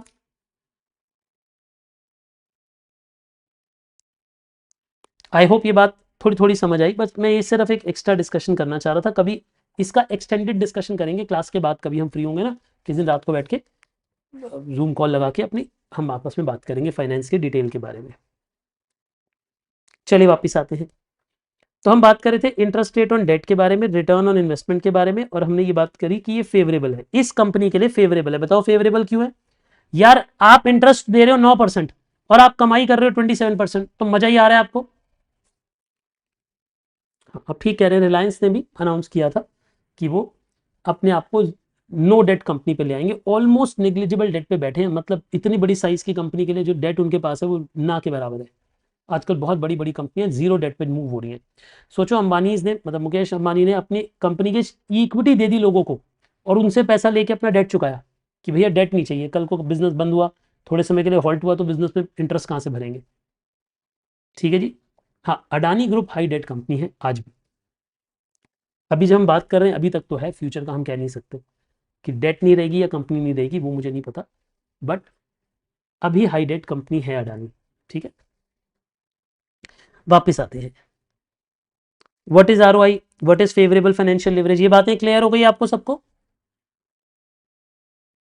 आइए, if the firm belongs to an industry whose asset turnover is 3, वो कहता है कि ये जो कंपनी है ना, ये जो फर्म है, ये एक ऐसी इंडस्ट्री में बिलोंग करती है जिसकी एसेट टर्नओवर 3 है। मतलब इस कंपनी की एसेट टर्नओवर 3 नहीं है, जिस इंडस्ट्री को ये बिलोंग करती है वहां की एसेट टर्नओवर 3 है। तो वो हमसे पूछ रहा है हमारी कंपनी की एसेट टर्नओवर हाई है या लो है। वो कह रहा है हमें बताओ एसेट टर्नओवर हमारी हाई है, एसेट लिवरेज लो है या हाई है। अब इसके लिए आप क्या करोगे? अब लिखना मत, थोड़ी देर सुनना। सुनिए, थर्ड पार्ट। पहले आप क्या करो, पहले आप इस फर्म का एसेट टर्नओवर रेशियो निकालो। Firm asset turnover ratio. अब आप मुझे बोलोगे सर एसेट टर्नओवर रेशियो का मतलब होता है कि नीचे आ जाएंगे एसेट और ऊपर आ जाएगी सेल्स। यही होती है ना बेटा एसेट टर्नओवर रेशियो, सबको पता है ये बात? जी हाँ सर, हमें ये बात पता है। सर अब इस कंपनी की सेल भी पता है, इस कंपनी की सेल थी 75 लाख। सर आप हमें इस कंपनी के एसेट ला दो जरा। देखो अब मैं एसेट कहां से उठा के लाऊंगा? अब अगर आप ध्यान से पढ़ो तो इस कंपनी में एसेट तो कहीं दिए नहीं है। आप क्वेश्चन को चाहे 10 बार पढ़ लो, क्या क्वेश्चन में आपको एसेट पता है? अरे नहीं पता। अब मैं आपको कॉमन सेंस सिखाऊंगा। देखो बेटा, अगर इधर मैं एक वर्किंग नोट बनाऊं और वर्किंग नोट में मैं बैलेंस शीट बनाऊं और बैलेंस शीट में लिख दूं कि इक्विटी है 55 लाख और ये लिख दूं कि डेट है 45 लाख और कुछ नहीं है, तो यही टोटल होगा बेटे, यानी टोटल लायबिलिटी है 100 लाख। अब मुझे कॉमन सेंस की बात बताओ, अगर एक कंपनी की टोटल लायबिलिटी 100 लाख है तो उसके एसेट कितने होंगे? तो उसके एसेट भी 100 लाख होंगे सर। फिर ऐसे बिजनेस के तो एसेट भी 100 लाख के होंगे, तो हमें मिल गए टोटल एसेट। मजा आ गया। आपको समझ आया मैंने टोटल एसेट कैसे ढूंढे? सच बताओ बेटा, मैंने टोटल एसेट ढूंढने के लिए क्या किया? मैंने ये कहा कि जो टोटल लाइबिलिटीज हैं वही तो टोटल एसेट के बराबर होंगी, जो टोटल लाइबिलिटीज हैं वही तो टोटल एसेट के बराबर होंगी।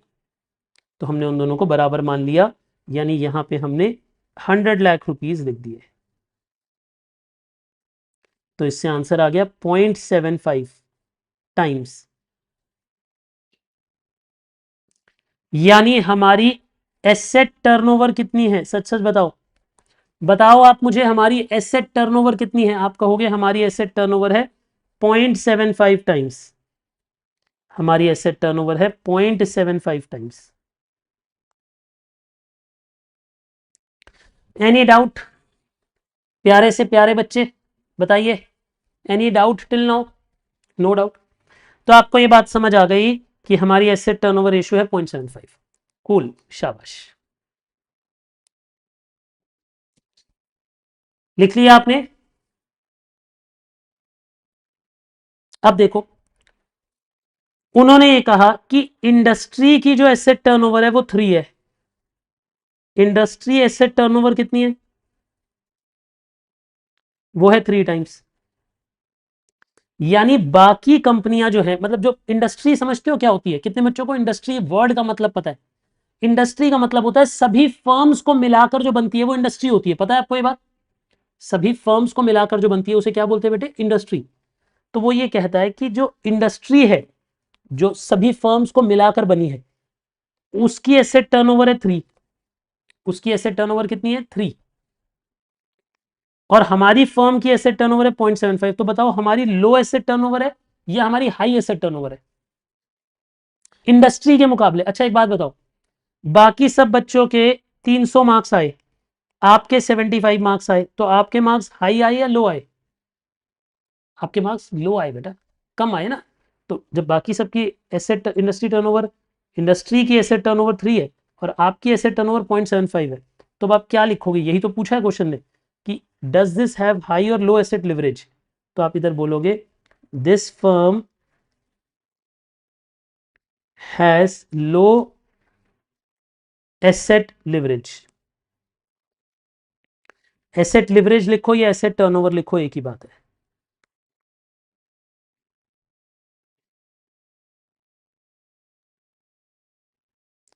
यानी इस फर्म की एसेट टर्नओवर कम है, यानी इस फर्म की एसेट टर्नओवर कम है। क्या मेरी बातें आपको समझ आ गई बेटे? मैंने क्या कहा? यानी इस एसेट की, मतलब इस फर्म की एसेट टर्नओवर रेशियो कम है। जल्दी से कॉपी कर लो इतना।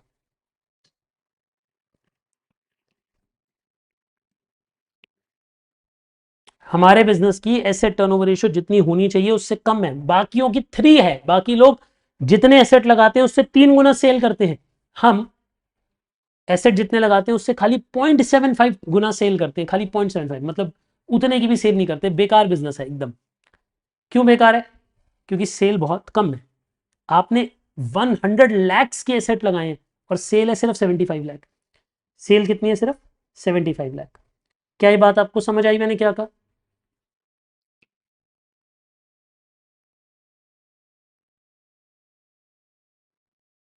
ठीक है जी, यहां तक की बातें समझ आ गई बेटे आपको मैंने क्या कहा? एक बच्चा है, थोड़ा अल्प ज्ञान है उन्हें अकाउंटिंग का, आइए उनकी अकाउंटिंग को साफ करते हैं थोड़ा सा। ठीक है, वो कह रहा है सर हमने बैलेंस शीट में जो हमने प्रॉफिट करा है वो प्रॉफिट क्यों नहीं इंक्लूड करा? आपको कैसे पता कि इक्विटी के फंड्स में प्रॉफिट इंक्लूडेड नहीं है? आपको कैसे पता? और वो तो इस साल का प्रॉफिट है, वो तो नेक्स्ट ईयर की बैलेंस शीट में आएगा।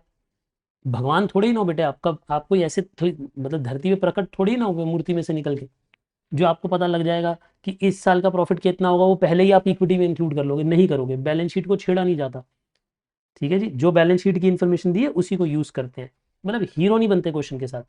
अकाउंटिंग में कभी किया है ऐसे कि करंट ईयर का प्रॉफिट बैलेंस शीट में इंक्लूड कर दो पहले? वाह, मतलब मैं बातचीत कर रहा हूँ, थोड़ा सर पे चढ़ के नाचने लगोगे कि कुछ भी सोचने लगोगे। मतलब अकाउंटिंग को तो दिमाग में रखोगे, मैं ये तो मान के चलूंगा कि ये बच्चा 11वीं 12वीं और फाउंडेशन में अकाउंटिंग पढ़ के आया है। मतलब ऐसा डाउट मत पूछो कि मैं आपको भी और अपना भी दोनों का सर दीवार पे मारूं। इतनी बैलेंस शीट तो बनानी आती है। एक बच्चा कह रहा है कि इस कंपनी ने रिस्क हाई ले लिया और सेल कम है। हाँ, ऐसा कह सकते हो कि इस कंपनी ने रिस्क भी उठा रखा है और सेल भी कम है। ठीक है, अगला topic, what are the operating financial and combined leverage. ये तो तीनों आप ही कर दोगे, वैसे ये तो सबसे आसान पार्ट है, तीनों लिवरेज निकालना। चलो फोर्थ पार्ट में तीनों लिवरेज निकालते हैं। अब आपको अब समझ आ रहा है कि चैप्टर का नाम है लिवरेज, लेकिन लिवरेज सिर्फ एक पॉइंट है, बाकी सब कुछ और करना है। जल्दी जल्दी निकालो जरा। डीयूएल क्या होता है, जल्दी जल्दी बताओ। डीयूएल होता है कॉन्ट्रीब्यूशन बाय ईबीआईटी। डीएफएल क्या होता है? डीएफएल होता है ईबीआईटी अपॉन ईबीटी। अच्छा, डीसीएल क्या होता है? डीसीएल होता है कॉन्ट्रीब्यूशन अपॉन ईबीटी। अब जरा जल्दी जल्दी ये सारी फिगर्स दे दो आप मुझे। कॉन्ट्रीब्यूशन कितनी थी? 33 लैक्स। ईबीआईटी कितना था बेटे? ईबीआईटी था 27 लाख।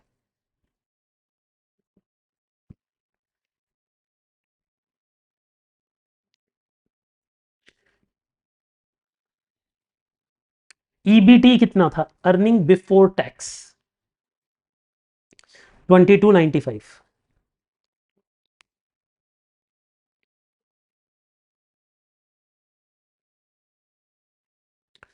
यहां तक की बातें आपको समझ आ गई थी जी?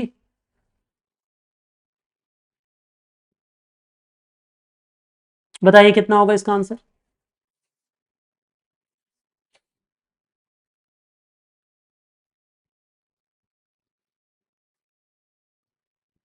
डीसीएल वन नहीं, अब देखो बच्चे ही कर रहे हैं, मैं नहीं कर रहा हूं, आप अपनी कैलकुलेशन ठीक रखिएगा। 1.176 बेटा, ये बच्चों ने ही लिखवाया है। अब जो लिखा है मैंने उतना लिख दिया है, आप थोड़ी सी कैलकुलेशन खुद कर लेना। मुझे लगता है कि ये कैलकुलेशन आसान काम है, आप कर लोगे, है ना। आइए अब जरा फिफ्थ पार्ट पे चलते हैं। क्या हम नेक्स्ट पार्ट पे चले? इस पे पर डिस्कशन भी नहीं करूंगा मैं, कुछ कर लिया कॉपी। चलो डेटा आगे, चलिए नेक्स्ट फिफ्थ पार्ट पे चलते हैं। अब फिफ्थ पार्ट है, if the sale drop to 50 lakh. अब ये बड़ा इंटरेस्टिंग है बेटा, मैं चाहता हूं इसे बहुत ध्यान से सुनना, बहुत ध्यान से सुनना इस पार्ट को, ठीक है। अभी यहां तक का आपने पूरा कॉपी कर लिया है ना, ये इनकम स्टेटमेंट बना लिया, ये सब पार्ट्स कर लिया ना बेटा, मेरे साथ साथ कॉपी कर लिया ना, ठीक है।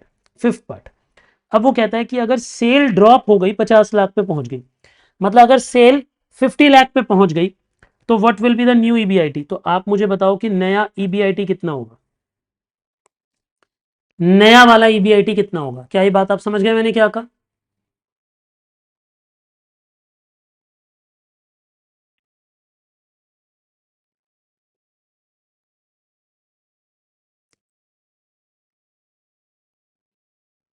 चलिए,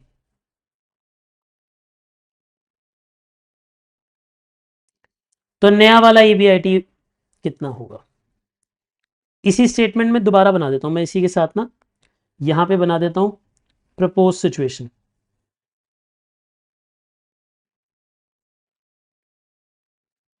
फिफ्थ पार्ट देखिए, अगर सेल 50 लाख हो गई, अगर बेटा सेल कितनी हो गई? 50 लाख, तो आप मुझे बताएं बाकी सब में क्या क्या चेंज आएगा। अच्छा एक बात हो, अगर सेल कम होगी तो क्या वेरिएबल कॉस्ट भी कम होगी? हाँ, सेम प्रपोर्शन। यार अगर एक बात हो, मैं मिठाई कम बेचूंगा तो मिठाई बनाऊंगा भी तो कम, खर्चे भी तो कम होंगे। भाई बेसन कम लगेगा, घी कम लगेगा, चीनी कम लगेगी, अगर मिठाई कम बिक रही है तो सिंपल। तो इसे भी उसी प्रपोर्शन में कम कर लो। सर अब प्रपोर्शन में कम कैसे करते हैं, देखो ध्यान से। पहले 42 लाख का खर्चा था जब 75 लाख की सेल थी, अब सिर्फ 50 लाख की सेल बची है, तो बताओ कितनी वेरिएबल कॉस्ट होगी। ये यूनिटरी मेथड आपको समझ आता है क्या है? देखो ध्यान से सुनो, आराम से सुनो बेटे, आराम से सुनो। 42 लाख की वेरिएबल कॉस्ट थी जब 75 लाख की सेल थी, तो 42 लाख अपॉन 75 लाख, इससे वेरिएबल कॉस्ट की परसेंटेज आ गई। अब इस परसेंटेज को 50 लाख से इंटू कर दो, तो आपको पता लग जाएगा कि अब हमारी वेरिएबल कॉस्ट कितनी होगी प्रोपोर्शनेटली, 28 लाख होगी। तो बचेगा कितना, 22 लाख। लेकिन फिक्स कॉस्ट तो चेंज होती नहीं बेटा, फिक्स कॉस्ट तो जितनी है उतनी ही जाएगी। तो ये बचेगा कितना, 14 लाख, नहीं 16 लाख, हम सॉरी 16 लाख बचना चाहिए था। अब इंटरेस्ट तो उतना ही जाएगा जितना पहले जा रहा था। ठीक है जी, भाई सेल कम हुई है, इंटरेस्ट थोड़ी ना कम हो जाएगा, इंटरेस्ट तो उतना ही जाएगा। तो ईबीटी कितना आ गया। वैसे ईबीटी निकालने को कहा ही नहीं है उसने, कहा क्या था, खाली ईबीटी पूछा था, न्यू ईबीआईटी पूछा था, नीचे तक जाने को बोला ही नहीं है उसने। तो अब पहुंचना चाहो तो पहुंचो, नहीं तो नहीं पहुंचो, कोई दिक्कत नहीं। क्या ये स्टेटमेंट आपको समझ आ गई बेटा, प्रोपोर्शनेट निकालना समझ आ गया। ये चीज समझ आनी चाहिए बेटा आपको, ये जो मैंने प्रोपोर्शनेट किया ये समझ आना चाहिए। आ गया आपको समझ।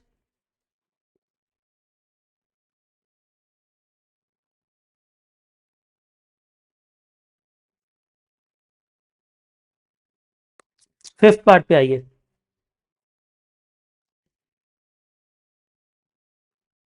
चले जी हम,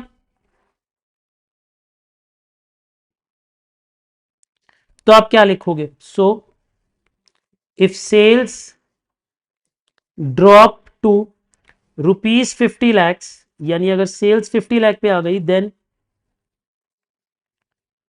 EBIT is equal to ₹16 lakh. Refer working note number 1, हमने वर्किंग नोट नंबर 1 में ही शो कर दिया, ये हमने इसे वर्किंग नोट नंबर 1 पे ही शो कर दिया है। बोलिए बातें क्लियर हो गई आपको, पक्की बात है, समझ आ गया बेटा ये सब। चलिए फिर और आगे बढ़ते हैं बेटा, फिफ्थ पार्ट पे फिफ्थ पार्ट हो गया, सिक्स पार्ट पे चलते। आइए, let us move to six part, है ना। अब सिक्स पार्ट हमें क्या कह रहा है, पढ़िए। एट व्हाट लेवल, अब असली क्वेश्चन आया, at what level EBT of the firm will be equal to zero. मतलब वो ये पूछ रहा है कि कितनी सेल करूं कि ईबीटी जीरो हो जाए, कितनी सेल करूं कि ईबीटी जीरो हो जाए। मेथड समझ आ रहा है आपको मैंने क्या कहा, यानी कब सेल जीरो होगी, मतलब नहीं सॉरी सेल जीरो नहीं होगी, कब ईबीटी जीरो होगा। ठीक है जी, अब मैं इसे दो तीन तरीके से कर सकता हूं, मैं आपको अलग अलग तरीके से करके दिखाऊंगा, आपने पहले समझना है अच्छे से, ठीक है ना। ये वो टॉपिक है जो एग्जाम में आएगा ही आएगा, मतलब जो सिक्स पार्ट है ना, ये असली पार्ट है जो एग्जाम में आएगा। सुनो मेरी बात, अगर ईबीटी जीरो होगी, अगर ईबीटी जीरो होगी, तो वो बोल रहा है कि बताओ सेल कितनी होगी। तो इसे हम बड़े सारे तरीके से निकाल सकते हैं, फाइनेंशियल ब्रेक इवन पॉइंट से भी निकाल सकते हैं, क्योंकि फाइनेंशियल ब्रेक इवन पॉइंट क्या कहता है, इधर पढ़ो, what is financial break even point. तो फाइनेंशियल ब्रेक इवन पॉइंट यही कहता है कि कितनी सेल हो कि ईपीएस जीरो। अब एक बात बताओ, जब ईपीएस जीरो होगा, अगर मान लो कि ईपीएस जीरो है, अगर ईपीएस जीरो है तो ईएस भी जीरो होगा, अगर प्रेफरेंस डिविडेंड नहीं है तो ईएटी भी जीरो होगा, और अगर अर्निंग आफ्टर टैक्स जीरो है तो उसका मतलब ईबीटी भी जीरो होगा। तो अगर मैं ये बोलूं ईबीटी जीरो है, तो ऑटोमेटिकली नीचे सब कुछ ही जीरो होगा। अगर ईबीटी जीरो और प्रेफरेंस डिविडेंड नहीं है तो सब कुछ ही जीरो होगा, नेगेटिव भी नहीं आ सकता, जीरो ही होगा। तो यानी ईबीटी जीरो होने का मतलब ईपीएस जीरो। ये लॉजिक समझ आया आपको, इन्हें क्या था, ईबीटी जीरो होने का मतलब ईपीएस जीरो। तो हमें क्या करना चाहिए, इधर देखिए, मैं आपको ये क्वेश्चन दो तीन तरीके से करा सकता हूं, मैं पहले सबसे सिंपल तरीके से कराता हूं। ऐसे लिखिए, वी वॉन्ट टू नो, हम क्या जानना चाहते हैं, sales level at which EBT is equal to zero. हमें वो सेल लेवल जाननी है, साथ साथ लिखते भी रहो, जिस पे ईबीटी जीरो होगा, जिस पे ईबीटी जीरो होगा। ये बात समझ गए बेटा मैंने क्या कहा, हमें वो सेल लेवल जाननी है जिस पे ईबीटी जीरो होगा। अब समझिए, इट मींस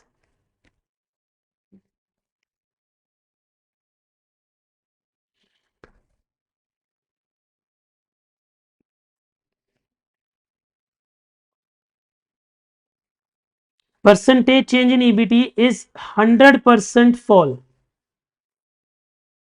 यानी ईबीटी में कितना चेंज आया है, 100% फॉल हुआ होगा EBT.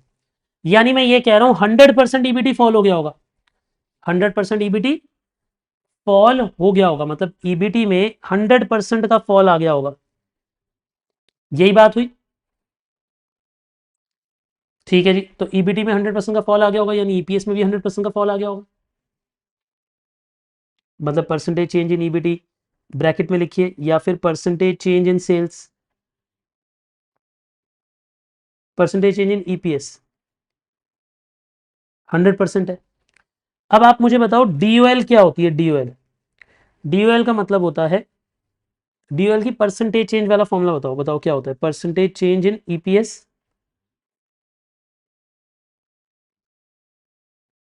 Upon percentage change in sales, यही मतलब होता है। देखो ईपीए डीओएल के फॉर्मूला पे चलो, सॉरी डीसीएल के फॉर्मूला पे चलो, डीसीएल क्या होता है, मैंने इधर डीओएल लिख दिया, मुझे इधर डीसीएल लिखना चाहिए था, क्योंकि मैं स्टार्टिंग से एंडिंग तक जा रहा हूं। तो देखो क्या फॉर्मूला होता है, percentage change in EPS upon percentage change in sale DCL, ये वाला फॉर्मूला सबको याद है, क्योंकि हम सेल से अंत तक जाते हैं बेटा, सेल से कहां तक जाते हैं, अंत तक बेटे। लेकिन इस क्वेश्चन में हमारे लिए अंत हो ही कहां रहा है बेटा, अंत यहीं पे ही हो रहा है, तो सेल से ईबीटी तक ही जाएंगे। अब जब आगे क्वेश्चन ही नहीं जा रहा, जब क्वेश्चन में टैक्स नहीं है, प्रेफरेंस डिविडेंड नहीं है, कुछ नहीं है, तो फिर हम क्वेश्चन यहीं तक ही बात करेंगे, अब ईपीएस तक बात नहीं कर सकते। तो हम इस क्वेश्चन को में क्या लिख देंगे, इसी फॉर्मूला को चेंज करके ऐसे लिख देंगे, percentage change in EBT upon percentage change in sales. मतलब जितने परसेंटेज ईपीएस चेंज होगा उतने ही परसेंट ईबीटी भी चेंज होगा, ऑब्वियसली बात है, जितने परसेंट ईबीटी चेंज होगा उसी प्रोपोर्शन में ईपीएस भी चेंज होता है। क्या यहां तक की बातें क्लियर है आपको? ठीक है जी, अब सुनो, हमारा डीसीएल कितना है, हम डीसीएल पहले ही निकाल चुके हैं 1.437, तो हम यहां लिख देंगे 1.437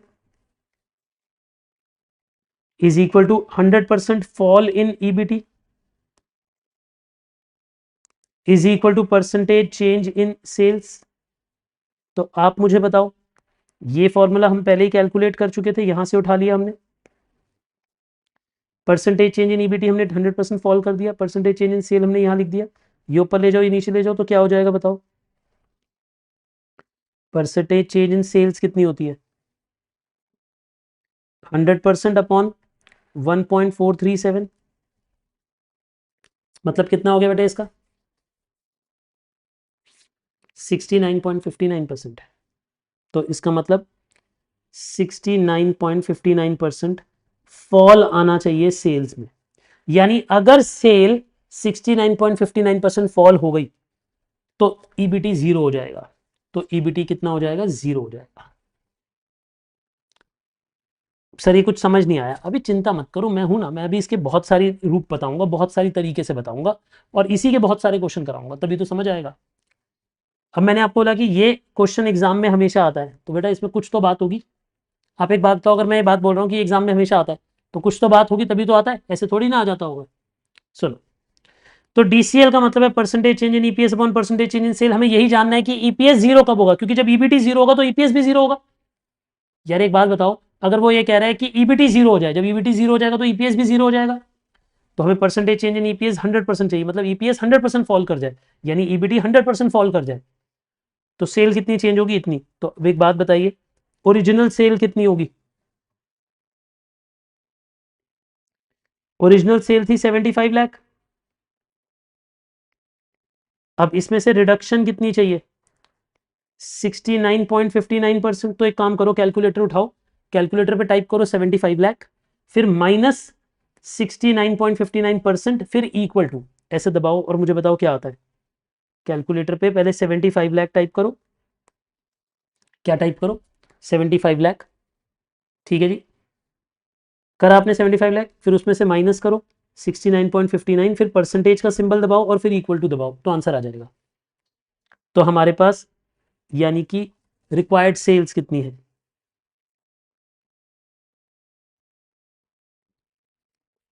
तो रिक्वायर्ड सेल्स है 22,80,750, यानी इतनी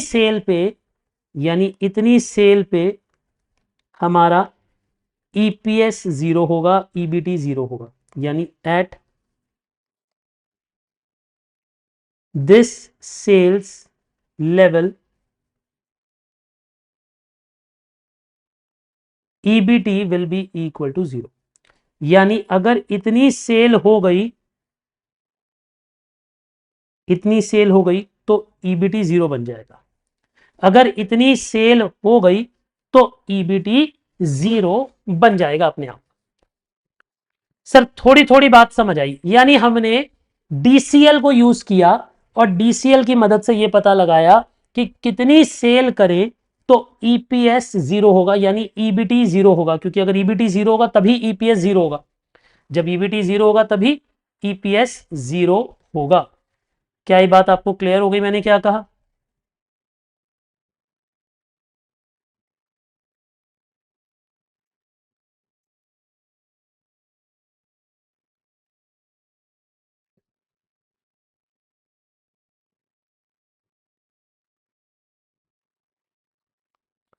परफेक्ट।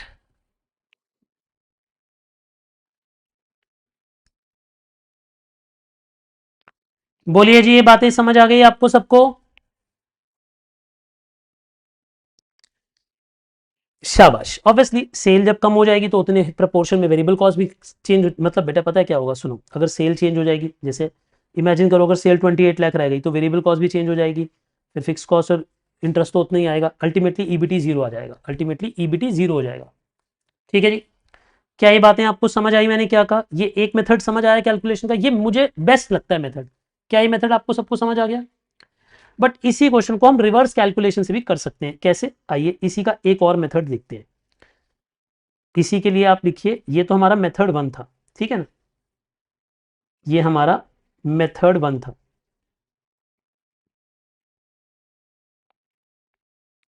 बट इसी का मेथड टू भी हो सकता है। समझिए हम इसे कैसे सॉल्व कर सकते हैं, अच्छे से समझिएगा, ध्यान से समझिएगा। अगर मैं ये कहूं कि प्रेजेंट लेवल कितना है, और अगर मैं कहूं कि प्रपोज लेवल कितना है for EBT equal to zero, तो हम बैकवर्ड कैलकुलेशन से भी चल सकते हैं, और ये मेथड ज्यादा एक्यूरेट है। इसका आंसर इस वाले आंसर से थोड़ा नजदीक आएगा, 2-4 हजार ऊपर नीचे आता है हमेशा ना, 2-4 हजार ऊपर नीचे आएगा। देखिए इस मेथड को बोलते हैं स्टेटमेंट मेथड। आप समझिए, पहले हमें सेल पता है 75 लाख की है, लेकिन यहां पे तो हमें नहीं पता अभी। अब इसमें से वेरिएबल कॉस्ट हमें पता है कितने की थी, 42 लाख।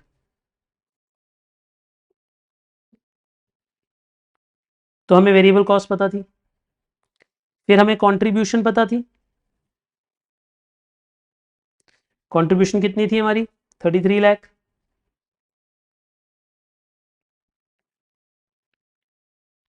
फिर हमें फिक्स कॉस्ट पता थी 6 लाख।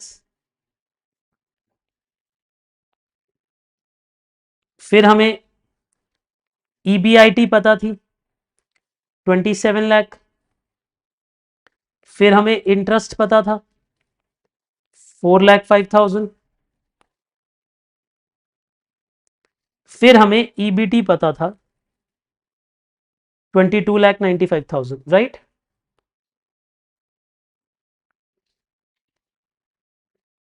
ठीक है जी। अब मैं एक बात बोलता हूं, रिवर्स चलो, बैकवर्ड चलो। अब ये आसान लगेगा बेटा, ये तरीका आसान लगेगा समझने में। क्वेश्चन ने क्या बोला कि अगर मुझे ईबीटी जीरो चाहिए, बोलो जरा एक बारी बोलो बेटा, जब पुकारते हो ना ब्रेन में सेव होती हो बात। अगर मुझे ईबीटी जीरो चाहिए, अगर मुझे ईबीटी जीरो चाहिए तो कितनी सेल होगी, ये पूछ रहा है क्वेश्चन, कि अगर मुझे जीरो ईबीटी चाहिए तो सेल कितनी होगी। तो बैकवर्ड चलो। मैं हमेशा क्या बोलता हूं, देखो क्या इंटरेस्ट चेंज होगा, नहीं सर इंटरेस्ट चेंज नहीं होगा। क्या फिक्स कॉस्ट चेंज होगी, नहीं सर फिक्स कॉस्ट चेंज नहीं होगी। तो उल्टा चलो, देखो उल्टा चलेंगे तो जो माइनस वाला सिंबल है वो ऐड हो जाएगा, तो 0 प्लस 4,05,000, तो ये फिगर कितनी आ जाएगी 4,05,000। अब 4,05,000 प्लस 6 लाख, तो ये फिगर कितनी आ जाएगी 10,05,000। क्या आपको रिवर्स कैलकुलेशन समझ आ रहा है मैंने क्या कहा? कितने बच्चों को यहां तक समझ आ गए थे?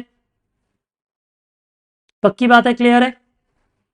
अब एक बात समझो कि पहले 75 लाख की सेल पे 33 लाख का कंट्रीब्यूशन था।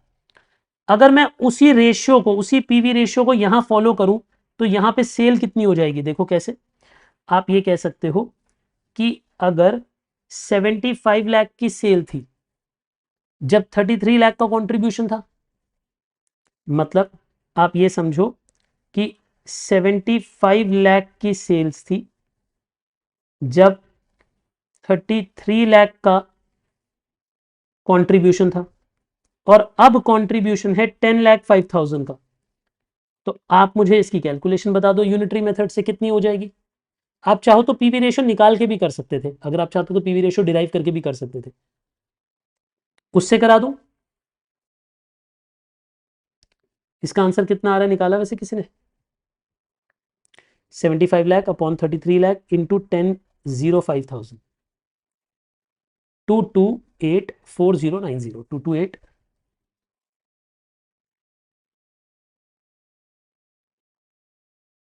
यानी इतनी सेल आनी चाहिए। इसका मतलब है अगर इतनी सेल आ गई, अगर इतनी सेल आ गई तो हमारा ईबीटी जीरो हो जाएगा। बैलेंसिंग फिगर से वेरिएबल कॉस्ट लिख दो, आपके पास आंसर आ जाएगा। अगर ये नहीं समझ आया तो मैं इसका एक तरीका और भी बता सकता हूं, देखो कैसे। वैसे ये तरीका समझ आया हमने प्रोपोर्शनेट कैसे किया? देखो 75 लाख की सेल थी जब 33 लाख का कंट्रीब्यूशन था, तो 75 लाख अपॉन 33 लाख। तो अब अगर कंट्रीब्यूशन 10,05,000 का है तो अब कितनी की सेल होगी?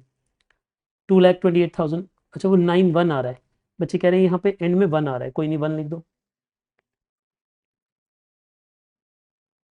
ठीक है जी, ये बात भी क्लियर हो गई आपको? सुनिए, तो बैलेंसिंग फिगर यहाँ पे माइनस करोगे तो बचेगा 1279091, ये आ जाए 12,79,091। ये एक तरीका है। इसको एक और तरीके से कैसे कर सकते थे, ये कॉपी कर लिया आपने? ऑल्टरनेटिव तरीका क्या हो सकता है? पीवी रेशियो निकाल लो बेटे। इधर पीवी रेशियो क्या थी? पीवी रेशियो का मतलब होता है contribution by sales. Contribution by sale की रेशियो यहां पे कितनी थी? 33 लाख अपॉन 75 लाख इंटू 100, यानी पीवी रेशियो थी 44%। तो अगर मैं यहां पे कह दूं कि पीवी रेशियो है 44%, तो अब आप मुझे बताओ सेल कैसे डिराइव करोगे? अब आप कहोगे कि अगर पीवी रेशियो 44% है, करेक्ट, तो आप इसे ऐसे लिख दोगे कि अगर ये पोर्शन 44 है, इमेजिन करो कि 10,05,000 44 के बराबर है, तो 100% के बराबर कौन है? आप निकालो, यही फिगर आ जाएगी 22,84,091, यही फिगर आ जाएगी, ये सेल्स आ जाएगी। समझ आई बेटा आपको डेरिवेशन रिवर्स कैलकुलेशन में? ये मेथड 2 हो गया reverse calculation.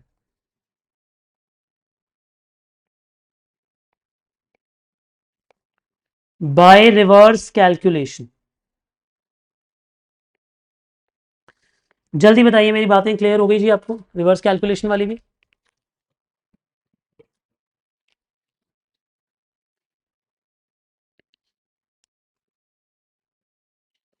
PV ratio change नहीं होती जब हम ज्यादा यूनिट बनाएं या कम यूनिट बनाएं, क्योंकि पीवी रेशियो 1 यूनिट की भी उतने ही परसेंट आती है, 10 यूनिट की भी उतनी ही आती है, 1 लाख यूनिट की भी उतनी ही परसेंट आती है।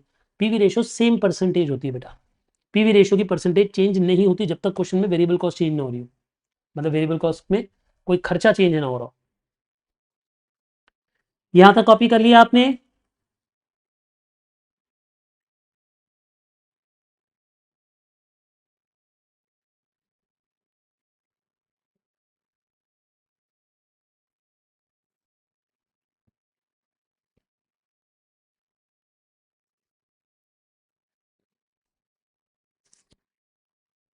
क्लियर है बेटा ये बात आपको? क्या आपको यहां तक की बातचीत समझ आ गई? मैंने क्या कहा जल्दी बताइए प्लीज। चलिए फिर एक और क्वेश्चन करते हैं इसी तरह का, है ना। आइए और क्वेश्चन करेंगे रिवर्स वर्किंग के, तो हमारा कंसेप्ट और क्लियर होगा। आइए मैं एक दो क्वेश्चन आपको रिवर्स वर्किंग के और ले आता हूं।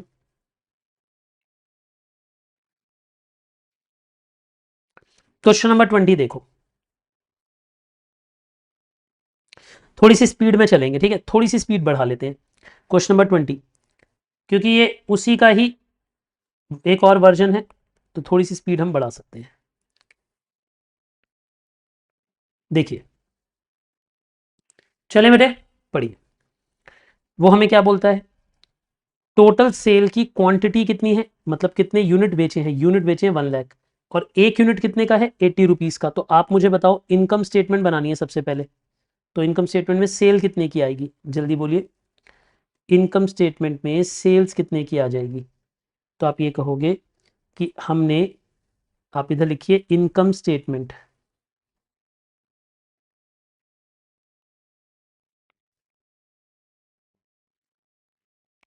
पर्टिकुलर्स अमाउंट रुपीस, यहां पे आप लिखिए सेल्स, हमने बेचे थे 1 लाख यूनिट, और 1 लाख यूनिट बेचे थे 80 रुपीज के, तो कितने रुपए हो गए ये, 80 लाख रुपीस। यहां तक क्लियर है बेटा आपको? कितने पे पहुंच गए बेटा, 80 लाख रुपीस पे। यहां तक की बातें क्लियर हैं आपको सबको? आगे देखिए फिर, अगर 80 लाख रुपीस की सेल है, फिर वो ये कहता है कि हमारी वेरिएबल कॉस्ट कितनी है, 55% ऑफ सेल्स। अगर मैं ये कहूं कि हमारी वेरिएबल कॉस्ट 55% है, तो ये तो वैसे काफी आसान हो गया। क्यों? तो ये तो 44 लाख हो जाएगा बेटे। अब हमारे पास कंट्रीब्यूशन कितनी हो जाएगी, कंट्रीब्यूशन मतलब बचेगी 45%, यानी कि 36 लैक्स। ये भी क्लियर हो गया, शाबाश। और आगे पढ़ते हैं। फिक्स्ड कॉस्ट कितनी है हमारी, वो ये कहते हैं फिक्स कॉस्ट है 12,60,000, तो ये भी माइनस कर दीजिए। आई होप अब इनकम स्टेटमेंट तो बेटा खून में बहने लगी होगी, ये तो इजीली बना लेते होगे अब आप, इजीली। अब हम आ गए ईबीआईटी पे, ईबीआईटी कितनी आ गई हमारी, 23,40,000। अब इसमें से इंटरेस्ट हटाइए बेटा, डिबेंचर्स पे 10% का इंटरेस्ट है 54 लाख पे, तो डिबेंचर का इंटरेस्ट कितना लगेगा, आप बोलोगे इंटरेस्ट लगेगा 54 लाख का 10%, यानी कि 5,40,000, तो 18 लाख रुपीज बचा फिर तो। यानी हमारे पास ईबीटी कितनी बची, 18 लाख रुपीज। और आगे पढ़ते हैं बेटे, टैक्स का रेट कितना है, टैक्स का रेट है 35%, तो यानी यहां पे हमें टैक्स रेट माइनस कर देना चाहिए 35%, 6,30,000।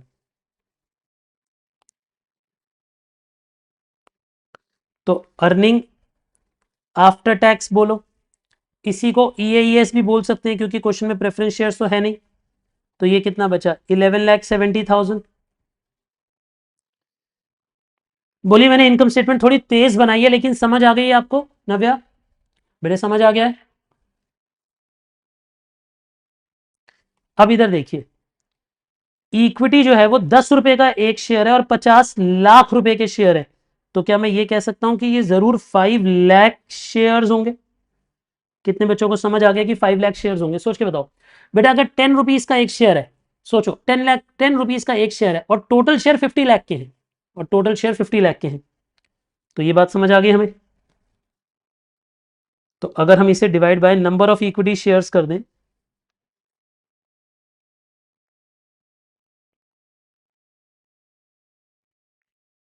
तो आप मुझे बताइए हमारे पास ईपीएस कितना आ जाएगा। यानी हम ईपीएस पे पहुंच जाएंगे, और ईपीएस हो जाएगा 2.34 पर शेयर। क्या मैं मान के चलूं आपने इनकम स्टेटमेंट पूरी स्वयं ही बना ली है, ऑलमोस्ट मुझे बनाने की जरूरत नहीं थी, मतलब मैंने इसमें कुछ भी नहीं कराया बेटे, मैं सच बता रहा हूं, मैंने इसमें कुछ भी नहीं कराया, कोई लॉजिक नहीं लगाया, सिंपल फिगर्स पुट करी है और स्टेटमेंट बनाई है, माइनस किया है। करेक्ट? चलिए आगे देखते हैं फिर। अब क्वेश्चन कहता है ऑपरेटिंग एंड फाइनेंशियल लिवरेज निकालो, ये भी आसान है। ये था हमारा क्वेश्चन का फर्स्ट पार्ट। क्वेश्चन का सेकंड पार्ट है degree of operating leverage. Degree of operating leverage कितना होगा बेटे? कंट्रीब्यूशन बाय ईबीआईटी यानी 36 lakh upon 23,40,000। Degree of operating leverage DOL कितना हुआ? 1.538। बच्चों ने बोला कि ये हो रहा है 1.538, ठीक है। अब DFL कितना होगा बेटे? DFL होगा EBIT upon EBT, EBIT upon EBT 23,40,000 upon 18 lakh upon DFL। DFL कितना है जी?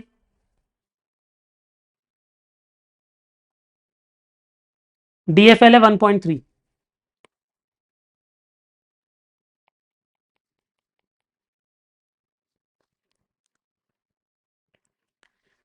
यहां तक की बातें क्लियर हो गई आपको?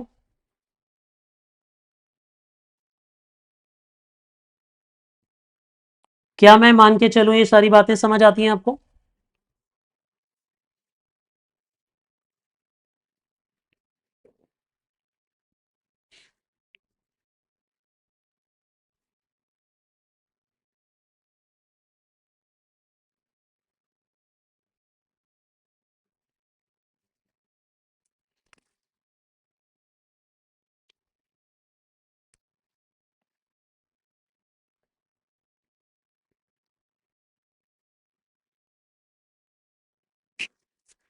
बोलिए, इतनी बातें क्लियर है आपको?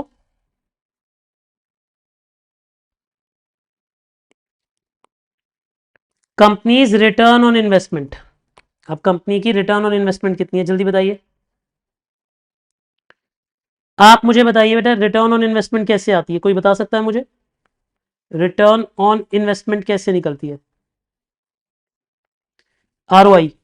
आप उसके लिए EBIT को न्यूमरेटर में रख देते हो और नीचे कैपिटल एम्प्लॉयड रख देते हो। कैपिटल एम्प्लॉयड मतलब मालिकों ने कितना पैसा लगाया है, टोटल जितना भी बिजनेस में लॉन्ग टर्म पैसा लगाया वो कितना लगाया। तो अब सुनिए, EBIT कितनी है हमारी, बताइए जी।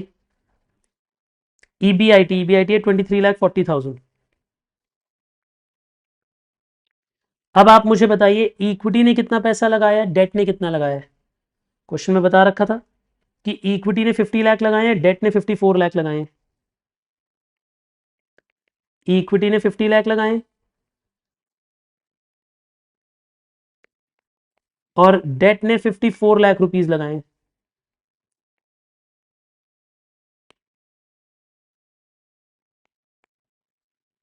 तो ये बन गया बेटे 23,40,000 डिवाइडेड बाय 104 लैक्स,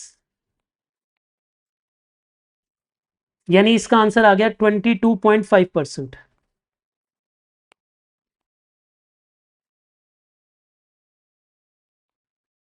यानी इसका आंसर आ गया 22.5%। ठीक है जी, अग्री और डिसअग्री? शिवानी, इतना क्लियर है बेटे आपको? कूल। इससे अगले पॉइंट पे पढ़ते हैं। अब वो ये कहता है हाउ मच, देखो पहले 3 पार्ट तो बिल्कुल सिंपल थे, मेरे को कुछ नहीं कराना पड़ा, सिर्फ मैंने सॉल्व कर दिए, राइट। अब आगे चलते हैं।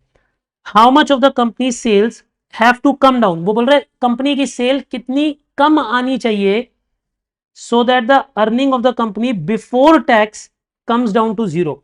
अर्निंग बिफोर टैक्स जीरो आ जाए। आपको ये लैंग्वेज पर समझ आ रही है? EBT जीरो हो जाए, यानी वो ये चाहता है कि EBT जीरो आ जाए, यानी वो ये चाहता है कि EBT जीरो पे आ जाए। क्या ये बातें आपको समझ आ गई मैंने क्या कहा? आइए जी,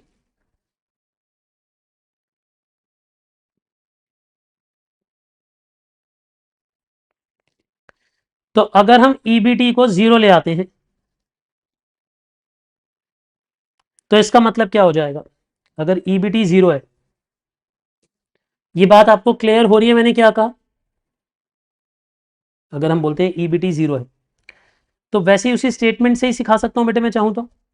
देखो दोनों तरीके से हो सकता है। अब इस क्वेश्चन में क्योंकि डीसीएल नहीं निकाली है तो पसंद किसे करें, क्या जबरदस्ती डीसीएल निकालें, नहीं जरूरत नहीं है डीसीएल निकालने की। फिर इन स्टेटमेंट से ही कर दो बेटे, किससे कर दो, स्टेटमेंट मेथड से। देखो स्टेटमेंट मेथड से कैसे चलेंगे जरा समझना।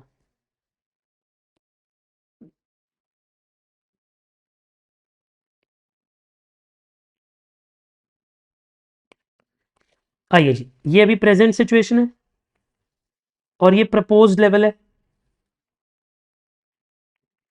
जब ईबीटी 0 होगा, आप मुझे बताइए अभी सेल्स कितनी है, अभी सेल्स है 80 लैक्स।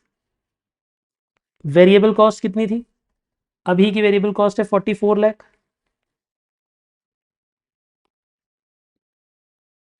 तो अभी की कंट्रीब्यूशन कितनी है, याद है ये 100% था, ये 55% था, तो ये 45% था, यानी ये था 36 लाख। यानी हमें इस क्वेश्चन में पीवी रेशियो ऑलरेडी पता है। फिक्स्ड कॉस्ट कितनी थी हमारी, 12,60,000। यानी इस क्वेश्चन में ईबीआईटी कितना था, 23,40,000। अब उसमें से टैक्स, उसमें से इंटरेस्ट माइनस कर दीजिए, सॉरी इंटरेस्ट। बेटा इंटरेस्ट कितना था हमारा, जल्दी बताइए, 5,40,000। तो हमारे पास अभी की सिचुएशन में अर्निंग बिफोर टैक्स कितना था, 18 लाख। लेकिन हम क्या चाहते हैं कि अर्निंग बिफोर टैक्स 0 पे आ जाए। मतलब हम चाहते नहीं, हम एक सिचुएशन देख रहे हैं कि सेल कम होते होते अगर कितनी कम हो जाए कि ईबीटी 0 हो जाएगा, उससे नीचे सेल नहीं जानी चाहिए। तो हम ईबीटी 0 लेवल को जानना चाहते हैं। तो अगर ईबीटी 0 होगा तो बेटे इंटरेस्ट तो चेंज होगा नहीं, बच्चे फिक्स कॉस्ट तो चेंज होगी नहीं।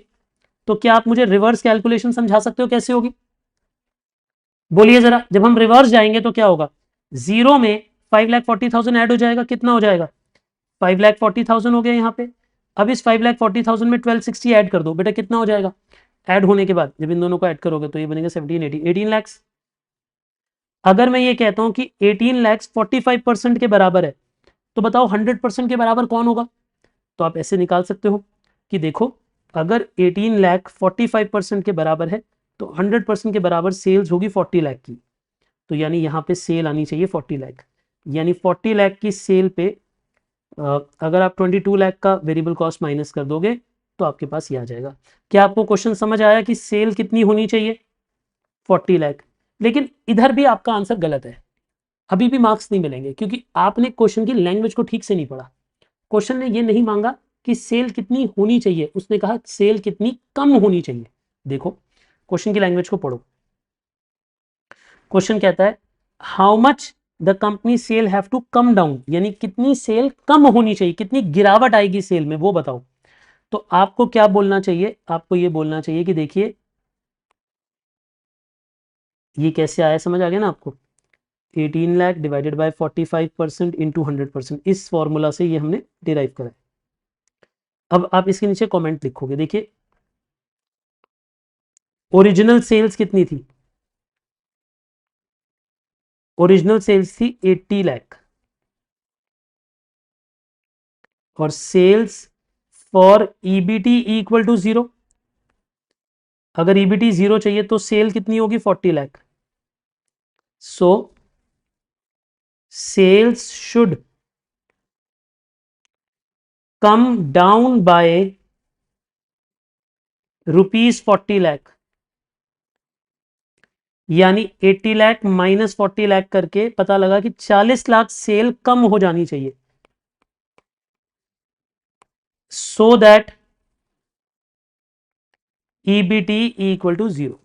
यानी अगर हमें ईबीटी 0 चाहिए, क्या मेरी बात आपको समझ आई बेटा, मैंने क्या कहा, अगर हमें ईबीटी 0 चाहिए तो सेल को 40 लाख कम करना पड़ेगा।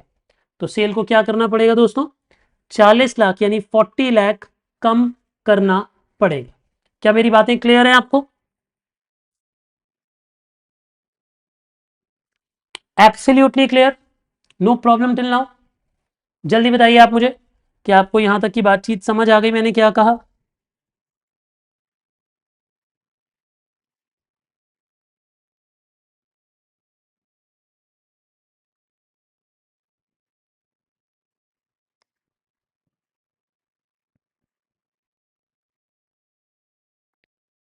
बोलिए जी, इतनी बातें क्लियर हैं आपको?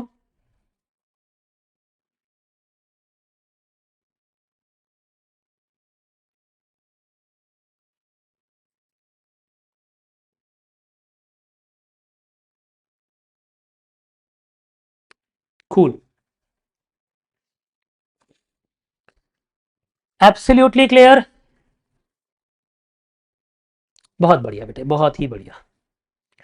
तो इसी के साथ मुझे लगता है कि आपको ये वाला कंसेप्ट भी समझ आ गया। इसके एक दो क्वेश्चन में आपको होमवर्क दूं, ट्राई करोगे? चलिए, एक मैं थोड़ा ओवर एम्बिशियस होकर एक क्वेश्चन देता हूं, मैं नेक्स्ट क्लास कराऊंगा, बट पहले आप ट्राई करके आइए। क्वेश्चन नंबर अब आप ट्राई करिए 22 23, ये दोनों क्वेश्चन आप होमवर्क में करिए। 22 23 ये दोनों आप होमवर्क में करिए। नहीं होंगे तो मैं हूं ना, मैं बचाऊंगा फिर अगली क्लास आपको। 22 और 23 आपके होमवर्क है, 20 भी आपका होमवर्क है।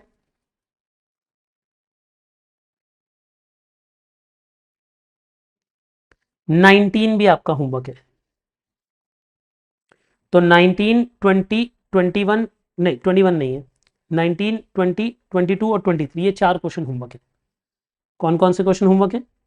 19 20 22 23, ये चारों आपने होमवर्क में करके लाने हैं। कराओगे बेटे? पक्की बात है?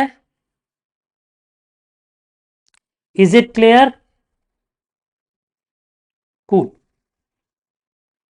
मिलते हैं बेटा नेक्स्ट क्लास में।